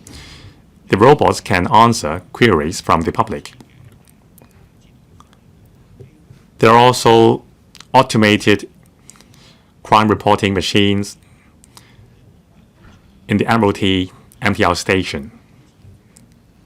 Now in the past, you need to type the information into the machine. Now you can simply report a crime verbally, and then you can check whether the transcript is correct. In the future, we will consider deploying mobile robots for patrolling. So applying technology, especially those assisted with AI and interactive technology, is the natural direction. Hon YANG Wing-kit. Question 5, Honorable Yang Wing-kit. Thank you. In the reply to my question raised when examining the estimates of expenditure 2025 to 26, the government has indicated that in further planning for the second hospital development plan, the development or expansion of existing hospitals and the construction of new ones to meet demand, the feasibility of identifying a site for a new acute hospital in Wong Tai Sin will be options considered. In this connection, will the government inform this council 1. of the latest progress in identifying a site for a new acute hospital in Wong Tai Sin?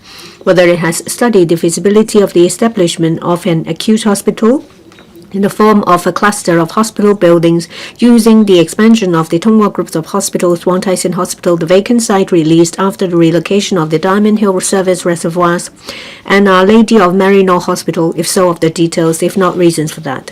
2. Whether it has studied the feasibility of constructing an acute hospital at other sites, including a recreation ground at Hang Lam Street, Lok Fu, if so, of the details, if not reasons for that. 3. As it's learned that there is a shortage of healthcare manpower in Hong Kong, whether the government has assessed the time when there is sufficient healthcare manpower to meet the needs of a new acute hospital, and whether it will expedite the introduction of non-locally trained healthcare personnel. Secretary for Health. President. Having consulted the Hospital Authority XA, the consolidated reply to the question is as follows. The HA plans and develops public healthcare services on a cluster basis, taking into account a number of factors, including the increase in service demand from population growth and demographic changes, prevalence of chronic illnesses, technology advancement, manpower, as well as service arrangements of the clusters. Wong Tai Sin is within the catchment of the Kowloon Central Cluster. There are 9 hospitals or healthcare institutions in the cluster, providing healthcare services to the residents. These include Queen Elizabeth Hospital, QEH, and Kwong Wah Hospital, which are equipped with accident and emergency A&E departments. In the future, A&E services for the district will be provided by the new acute hospital at Kai Tak and Kwong Wah Hospital. A service network with other extended care hospitals in the cluster will be formed to provide comprehensive services to the catchment population of the cluster, including residents of Wong Tai Sin. In view of the service demand of the Kowloon region, the HA commenced the refurbishment project of Hong Kong Buddhist Hospital in 2015 and completed all the works in 2019. This provided 130 additional convalescence and rehabilitation inpatient beds. The HA is also implementing various hospital development projects in 3 Kowloon clusters under the first hospital development plan. The new Phase 1 building of the redevelopment of Kwong Wah Hospital was completed in late 2022, providing a construction floor area of about 145,000 square meters. 4 operating theaters, 1 cardiac catheterization room, 4 endoscopy rooms, 1 MRI room, and a one-stop ambulatory care center are provided additionally. The new A&E department is approximately 3 times the size of the old one. It has an emergency medicine ward with 40 beds, isolation areas for infection control, and other supporting facilities. With the new A&E department, the average waiting time for admission for patients at the A&E department of Kwong Wah Hospital has dropped by 24% in the 3rd and 4th quarters of 2024 as compared with the same period the year before. In addition, the new acute hospital will replace the QEH as an acute hospital upon completion and provide 2,400 beds and 37 operating theaters, which are more than the roughly 1,940 acute and extended care beds and 24 operating theaters in QEH. The gross floor area of the A&E department of the new acute hospital, including the emergency medicine ward, is about thrice the current area of that of the QEH. When planning A&E services, the HA will ensure that the A&E department is located within a reasonable distance from its catchment.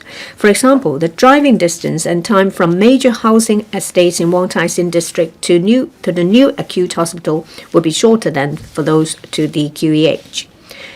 In 2018, the government announced that it has invited the HA to commence planning for the second hospital development plan to meet the service demand up to 2036.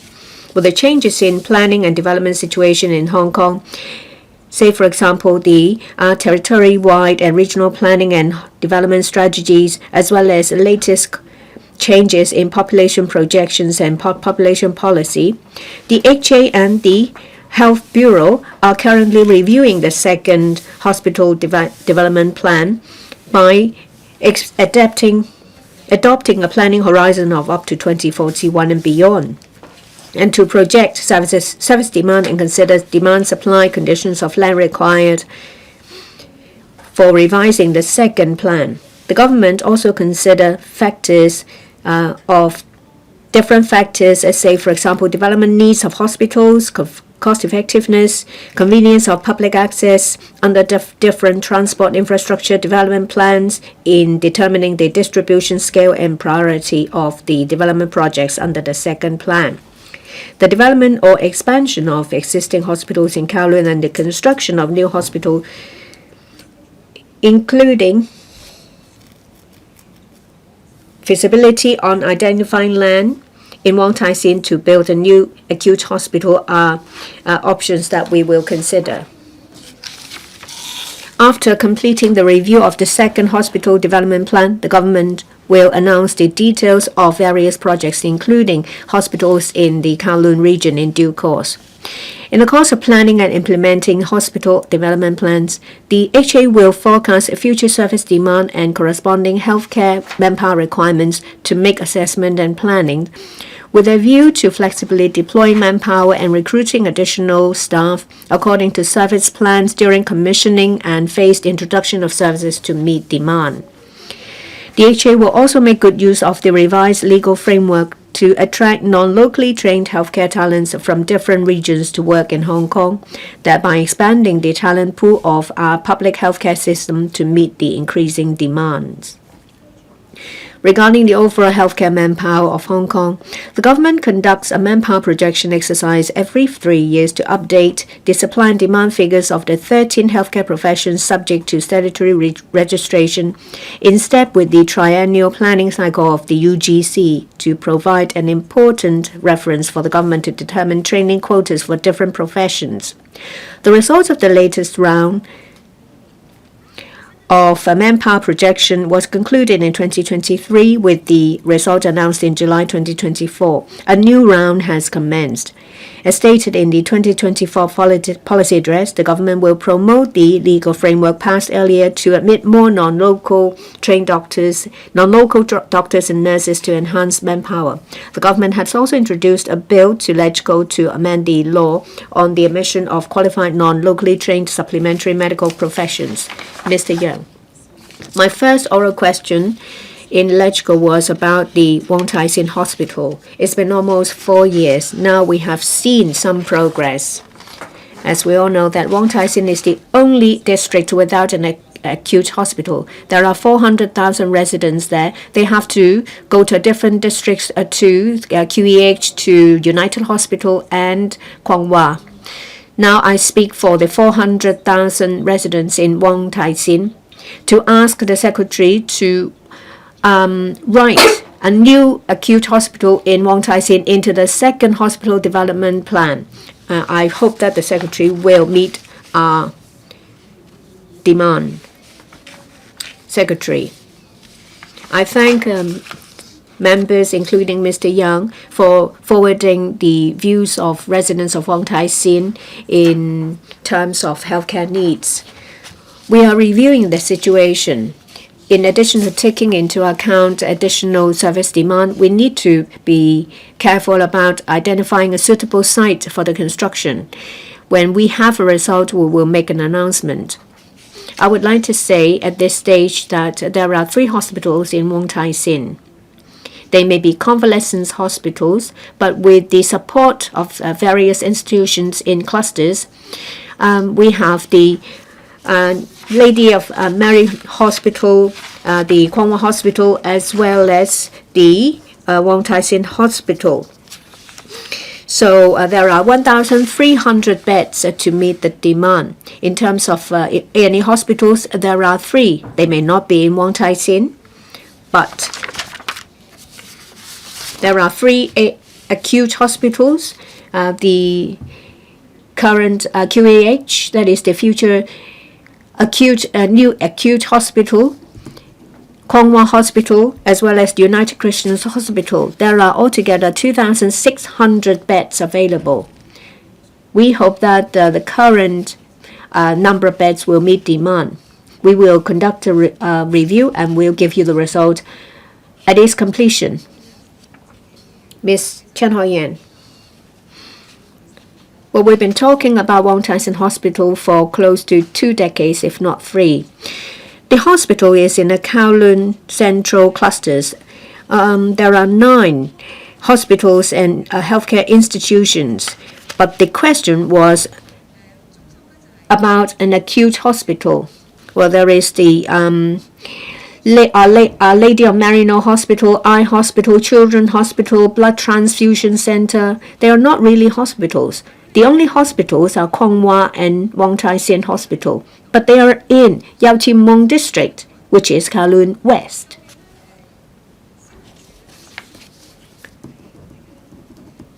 In a question, the Fire Services Department answered that between 2021 and 23, the average traveling time is 22 to 23 minutes to transport residents to these hospitals. It will easily take 10 years to plan and construct a hospital. If there is a plan to build a new acute hospital in Wong Tai Sin,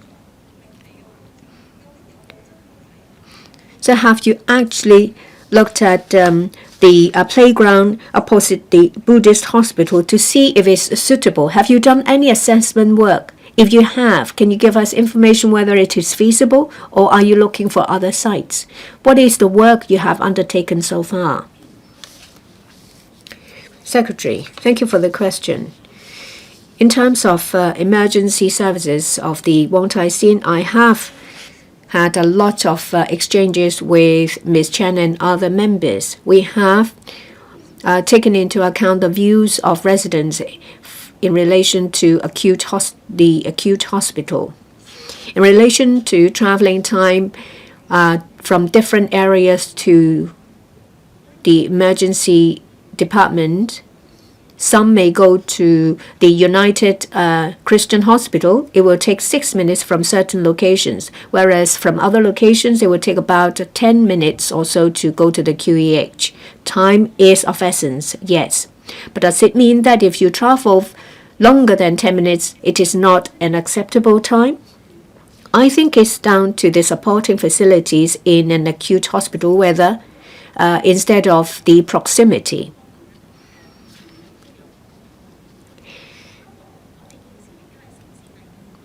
We are reviewing the second hospital development plan. We consider all different options. These options include the ball court at Lok Fu mentioned by Ms. Chen. The ball court is larger in size, larger than some other sites we have identified before. As you know, that it takes a large area to have an acute hospital. We will keep an open mind to consider the feasibility. We'll give you more information in due course. Ms. Dari Lee. I'd like to thank the Secretary for giving us a positive reply. Residents in Wong Tai Sin have been fighting for an acute hospital. There is a serious population aging in that area, and it is a poor district. Yes, there may be a number of hospitals providing services, but every time when someone calls an ambulance, they don't know how long it will take for them to arrive at the hospital. It is not ideal for the patients and their family members. I hope that in the second hospital development plan, there will be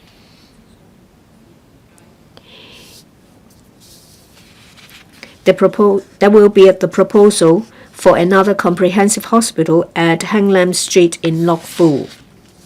In addition to Hang Lam Street, people are also concerned about the situation of the QEH. The QEH is a comprehensive hospital. We wonder if the QEH can be preserved so that it will be running alongside the new acute hospital at Kai Tak instead of the latter replacing the QEH. We have a lot of exchanges in relation to the acute hospital at Wong Tai Sin. We'll give you an answer as soon as we have it. At the same time, we would like to tell the public that there are different avenues to have access to healthcare services, say, for example, primary healthcare. In non-emergency situation, you can go to your family doctor to get the service. When we talk about Kings Park's site, that is the current location of the QEH.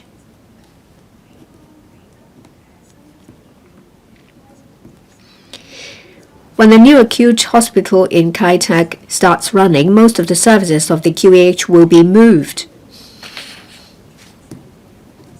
The HA will conduct a detailed study of the site.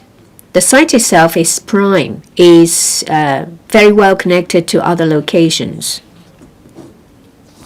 Times have changed. Service demand is different.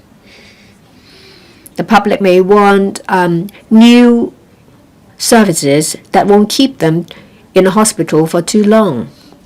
So we'll consider offering new and more efficient services at that site. We're looking at the details.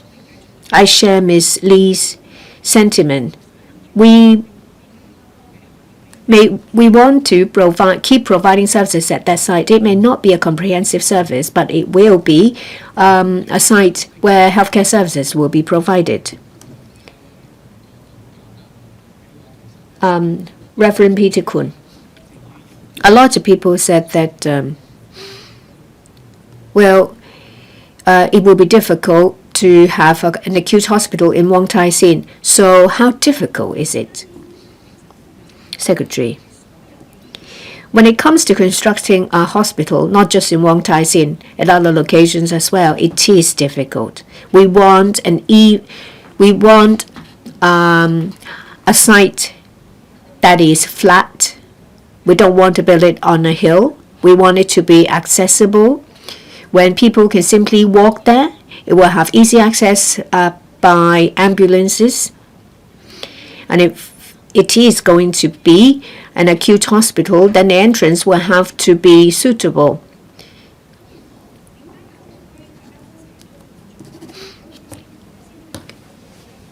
People ask why there can't be an acute hospital in Kowloon or Wong Tai Sin. But the Kowloon area is densely populated. It is very difficult to find a flat site, a sizable one in an urban area. It will be easier in new development areas.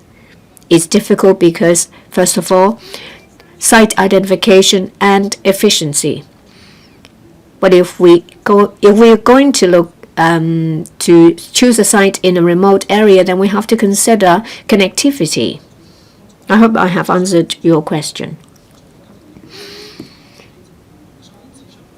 Mr. Yang, I want to say that there is a serious shortage in primary healthcare. There is no evening service and there are no dental services. You have said that, residents can go to Kwong Wah Hospital and QE, and you said that the new acute hospital is closer. But you have not addressed the core issue. Mr. Yang, you only have to ask a question. Yes. It will take about 20 minutes to go to a United Christian Hospital. During peak, it will take 40 minutes. So it's a serious problem. We need an acute hospital in Wong Tai Sin to address all the different problems. The public is concerned that it would take too long for them to reach a hospital in an emergency situation. Secretary, I fully understand the concern of Mr. Yang, but I'd like to point something out. It's not the case that when you're ill, you have to go to an A&E department. If it is not an emergency, go to your family doctor. A&E departments are for those who are in an emergency situation. In Wong Tai Sin, there are old people and there are young people. We will gradually develop primary health care. We will expedite the service provision. Ms. Starry Lee, once again, I asked the administration to consider the aspirations of the resident in the second hospital development plan. Please make that wish come true. I think Hang Lam Street is a site suitable for its use. When will you announce the results of the plan? What about the final decision of the QEH? If it is not going to be a healthcare institution, when will you be able to tell us so that the public will be informed as soon as possible. We will definitely consider in the second plan the possibility of an acute hospital in Wong Tai Sin.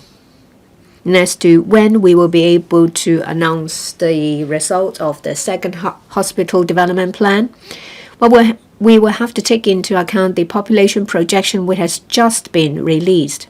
Then we'll have to make estimates about the number of beds, manpower needs. We will, as soon as possible, make an announcement. 信梁希怡 Last question seeking an oral reply, Mr. Edward LEUNG. Thank you, President. It is learned that the traditional customs of petty person beating and offering sacrifices to the white tiger carried out underneath the Canal Road flyover, commonly known as Ngo Gen-kyo in Causeway Bay, have attracted quite a number of tourists to view and experience them. However, due to the crowded environment at the location, there have been conflicts between tourists and local residents from time to time, which is not conducive to the promotion of the cultural activities. In this connection, will the government inform this council, 1, whether it has compiled statistics on the change in the number of stall operators carrying out the aforesaid traditional customs and cultural activities underneath the flyover in the past 10 years? If so, of the details or not the reason for that, and 2, of the details of the authorities' work in promoting the traditional customs and cultural activities in the past 3 years, and whether the effectiveness of such works has been assessed, and 3, as it is learned that at present the stall operators only hold business registration certificates and there is no accreditation mechanism for such cultural activities, while the management of stall operators and related activities also involve different policy areas. For example, environmental hygiene and cultural tourism, whether the government has considered setting up an interdepartmental management group to improve the relevant accreditation and management work with a focus on cultural conservation so as to reduce the conflicts between tourists and residents while balancing the operational needs of the industry. If so, of the details. If not, the reasons for that. Thank you, President. Undersecretary for Culture, Sports and Tourism. President Xi Jinping once pointed out that the outstanding traditional Chinese culture is the spiritual lifeblood of the Chinese nation. The current term government is committed to promoting the outstanding traditional Chinese culture and has introduced multiple measures over the past 2 years, including establishing the Chinese Culture Promotion Office and organizing the Chinese Culture Festival. Promoting profound traditional Chinese culture and develop cultural contents with Hong Kong character was also formulated as one of the 4 strategic directions in the blueprint for arts and culture and creative industries development promulgated at the end of last year. From the perspective of traditional culture, whether a custom qualifies as outstanding traditional culture depends on its cultural values in terms of diversity and pluralism. The merit of traditional culture should also be evaluated based on, among others, its transmission, dissemination, and level of prevalence. Both offering sacrifices to white tiger and beating petty person are traditional Chinese culture with certain folk customs and symbolic meanings. In folk beliefs, white tiger is seen as a malevolent spirit believed to bring misfortune. Thus, the ritual of offering sacrifices to white tiger aims to ward off bad luck and troubles. Beating petty person, a folk custom in southern China, involves striking paper effigies or wooden figures with various tools to drive away bad luck and negative energy. The offering sacrifices to white tiger during Insects Awakened Day is included as one of the items on the Intangible Cultural Heritage ICH Inventory of Hong Kong. The item specifically pertains to the practice of offering sacrifices to white tiger conducted on the Insects Awakened Day during the 24 solar term system, which typically falls on the 5th or 6th of March in the Gregorian calendar. This practice conducted on the Insects Awakened Day may include beating petty person, and the practice of offering sacrifices to white tiger can take place at various venues across Hong Kong without limitation to any specific location. However, the offering sacrifices to white tiger and beating petty person activities under the Canal Road flyover in Causeway Bay are operated all year round. In consultation with the Home and Youth Affairs Bureau and the Environment and Ecology Bureau, my reply to the question is as follows. The area underneath Canal Road flyover is a renowned location for beating petty person, while peak activity occurs during the Insects Awakened Day in March each year. The stall operates all year round. Currently, around 10 stalls operates beneath the flyover through this ritual, primarily concentrated along pedestrian walkway facing Hennessy Road tram tracks. Relevant departments have all along been following up on the environmental hygiene and street management issues arising from beating petty person and carrying out enforcement actions within their respective jurisdictions. The Wan Chai District Office WCDO coordinates interdepartmental clearance operations, that is joint operation, on a regular basis to mitigate nuisances caused by these activities to the local residents and the surrounding environment. On-street activities may involve the purviews of various departments. The work of the Food and Environmental Hygiene Department is mainly to maintain environmental hygiene. The FHD has been monitoring the traditional customs of beating petty person underneath the canal road flyover, and officers will, during the routine inspection, take appropriate actions based on the actual circumstances to maintain environmental hygiene. From January to May 2025, WCDO coordinated a total of 9 joint operations at the location. Prior to the operation, the District Management Committee will post notices on unauthorized articles placed on government land, reminding owners to remove the obstructive items. During the joint operation day, any remaining articles will be cleared by the FHD. WCDO will advise the beating petty person practitioners to maintain clear pedestrian pathways. The Hong Kong Police Force will be present to maintain public order and provide assistance as required.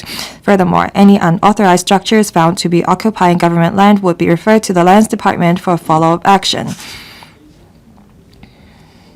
In alignment with the objectives of promoting the outstanding traditional Chinese culture, the CSTB and the LCSD are committed to safeguarding, transmitting, and promoting the ICH of Hong Kong while actively supporting the national policies of furthering the safeguarding of ICH. For ICH items across diverse domains, various corresponding measures are implemented to strengthen different aspects of work such as identification, documentation, research, preservation, promotion, and transmission, and to enhance public's understanding of ICH and engage the community in safeguarding ICH. An example of these measures include the ICH funding scheme of the LCSD, which supports eligible local organizations and individuals in implementing meaningful local ICH projects to promote the items on the ICH inventory of Hong Kong. In addition, the LCSD will also develop a mechanism and criteria in 2025 for recognizing the bearers of the items on the representative list of the ICH of Hong Kong, as well as organizing the Hong Kong ICH Month. As to offering sacrifices to White Tiger during Incest Awakened Day, the first Hong Kong ICH month to be held in June this year will include workshops to introduce the 24 solar terms, including the introduction of this ICH item. In addition, the one-stop travel information platform of the Hong Kong Tourism Board, Discover Hong Kong, features information on beating petty person and the Organ-Kyo, inviting visitors to experience this distinctive custom firsthand.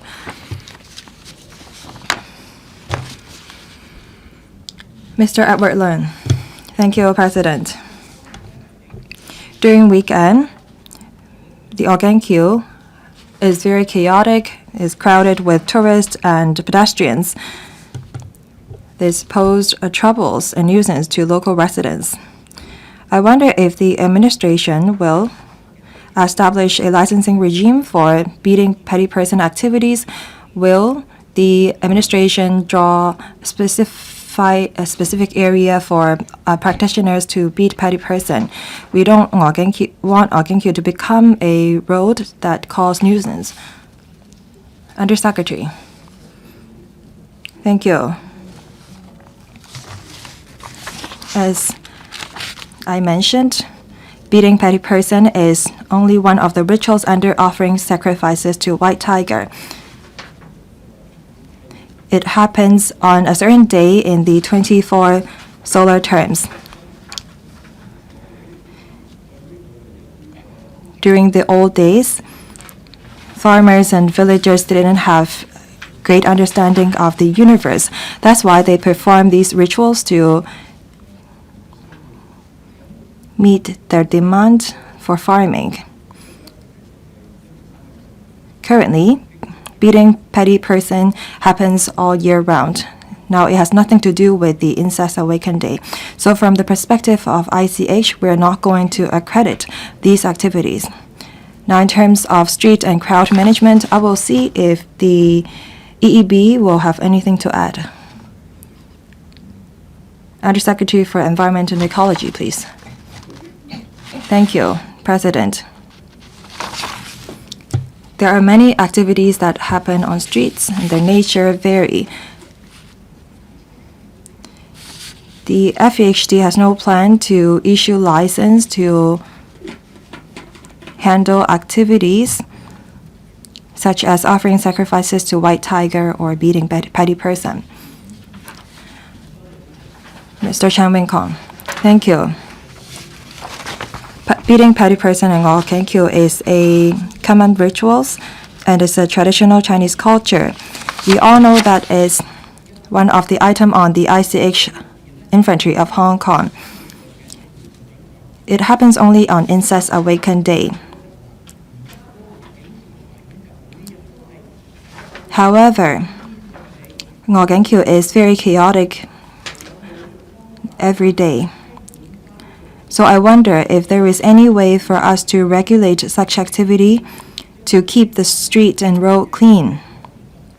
How can we replace illegal beating of petty person?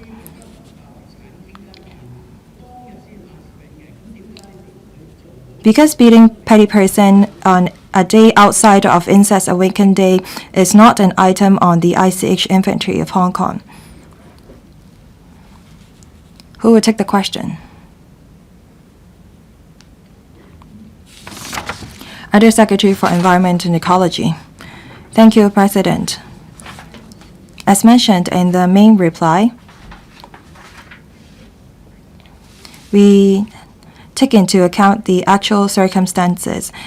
Before we take any action, we strive to keep the environment clean. We also work with the WCDO. We organized joint operations. Various departments who handle the issues under their purview. Say, for example, FHD strives to maintain environmental hygiene.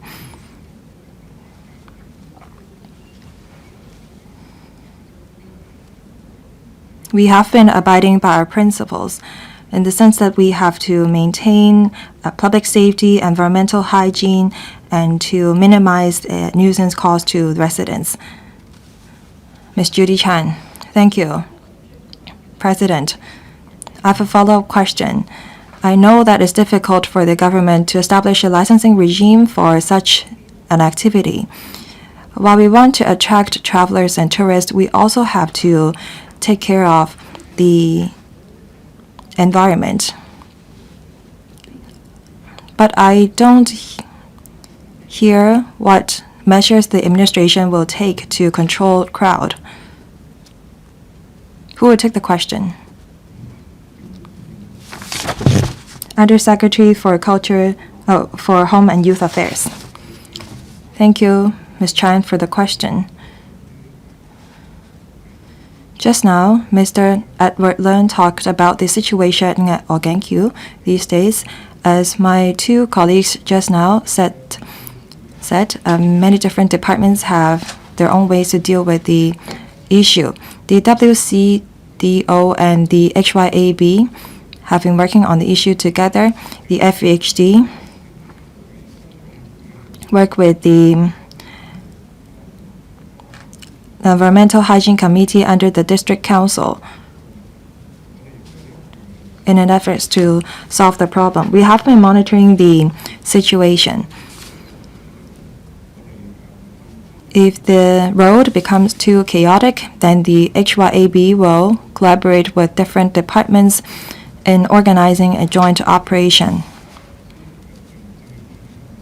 As mentioned in the main reply, from January to May 2025, we coordinated a total of 9 joint operations, and we've seen results. But we will take heed of the members' views. We will see what else we can do in terms of promotion and education.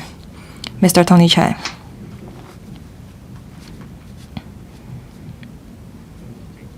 Thank you, President.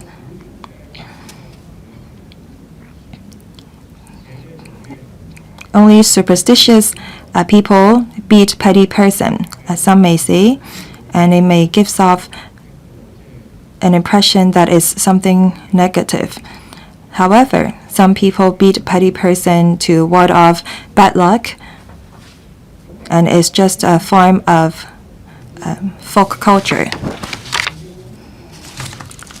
As to whether or not this is an outstanding Chinese tradition is questionable. Nevertheless, this is a folk custom with Hong Kong character. Beating petty person has been happening at Organ-Q for quite some time. According to the main reply and the administration's answer just now, it seems that what we have is a management problem. It's about safety, contraventions of regulations. So I wonder if the administration have any ways to better manage the road to keep our streets cleaner or more beautiful.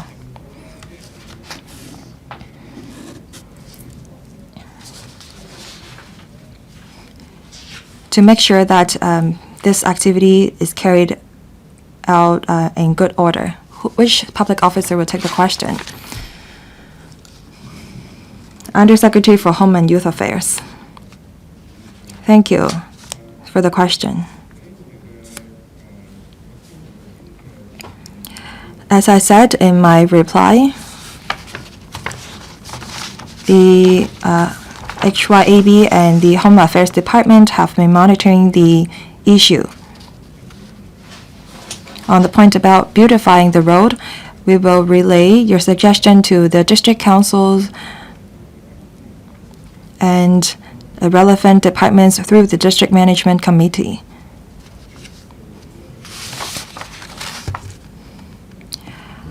Dr. Johnny Ng, thank you. Beating petty person is a folk customs of Hong Kong. However, some foreign media try to smear Hong Kong with such an activity, claiming that Hong Kong is a superstitious city. How can we deal with such a label? Undersecretary for Culture, Sports and Tourism. President, I thank Dr. Ng for the question.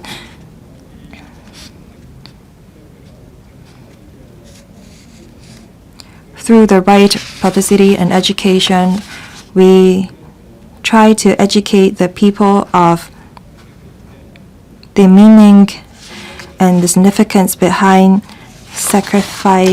offer sacrifices to white tiger. We have been promoting 24 solar terms, including the Insects Awaken Day. During the Hong Kong Ice Age months, we have various activities to introduce this 24 solar systems or solar terms to the people. Offering sacrifices to white tiger.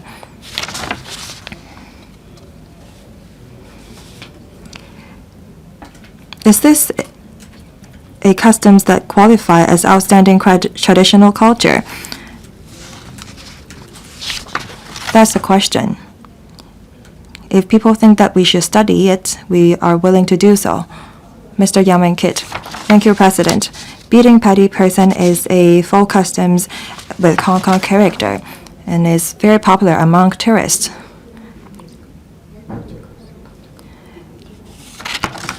Very soon, we are going to build a Chinese culture hall, and the administration said that we're going to promote ICH of Hong Kong there. Will we allow tourists to experience beating petty person there so that tourists don't have to go to Organ-Q all the time? Undersecretary for Culture, Sports and Tourism. Thank you, President. As I mentioned in the main reply, beating petty person is just one of the rituals under the customs of offering sacrifices to white tiger. It happens during the Insects Awaken Day.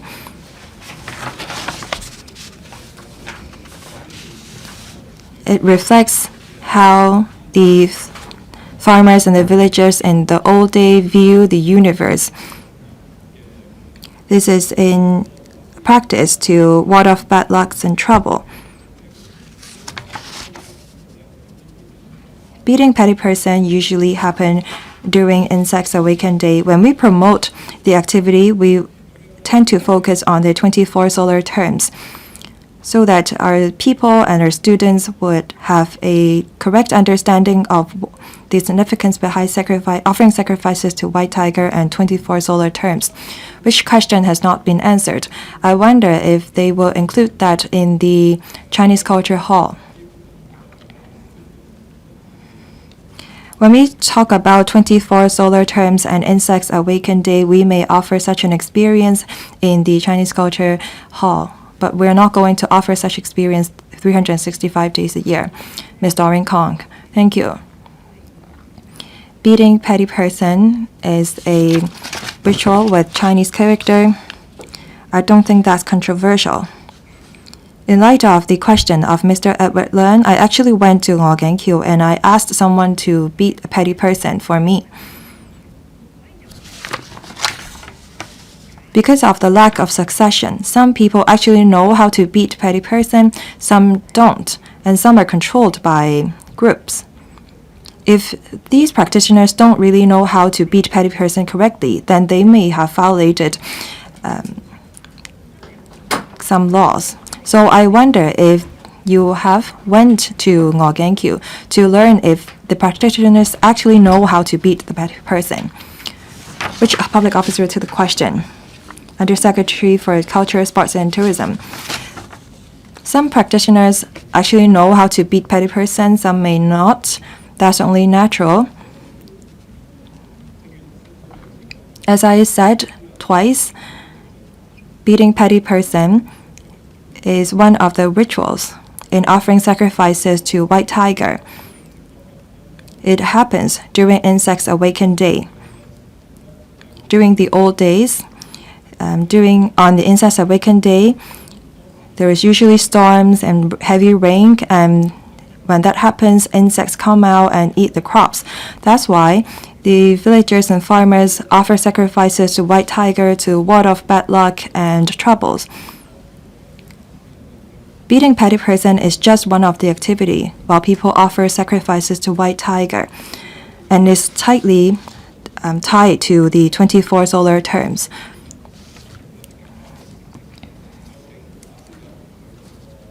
We need to let the people know about the significance behind beating petty person and its root. Thank you.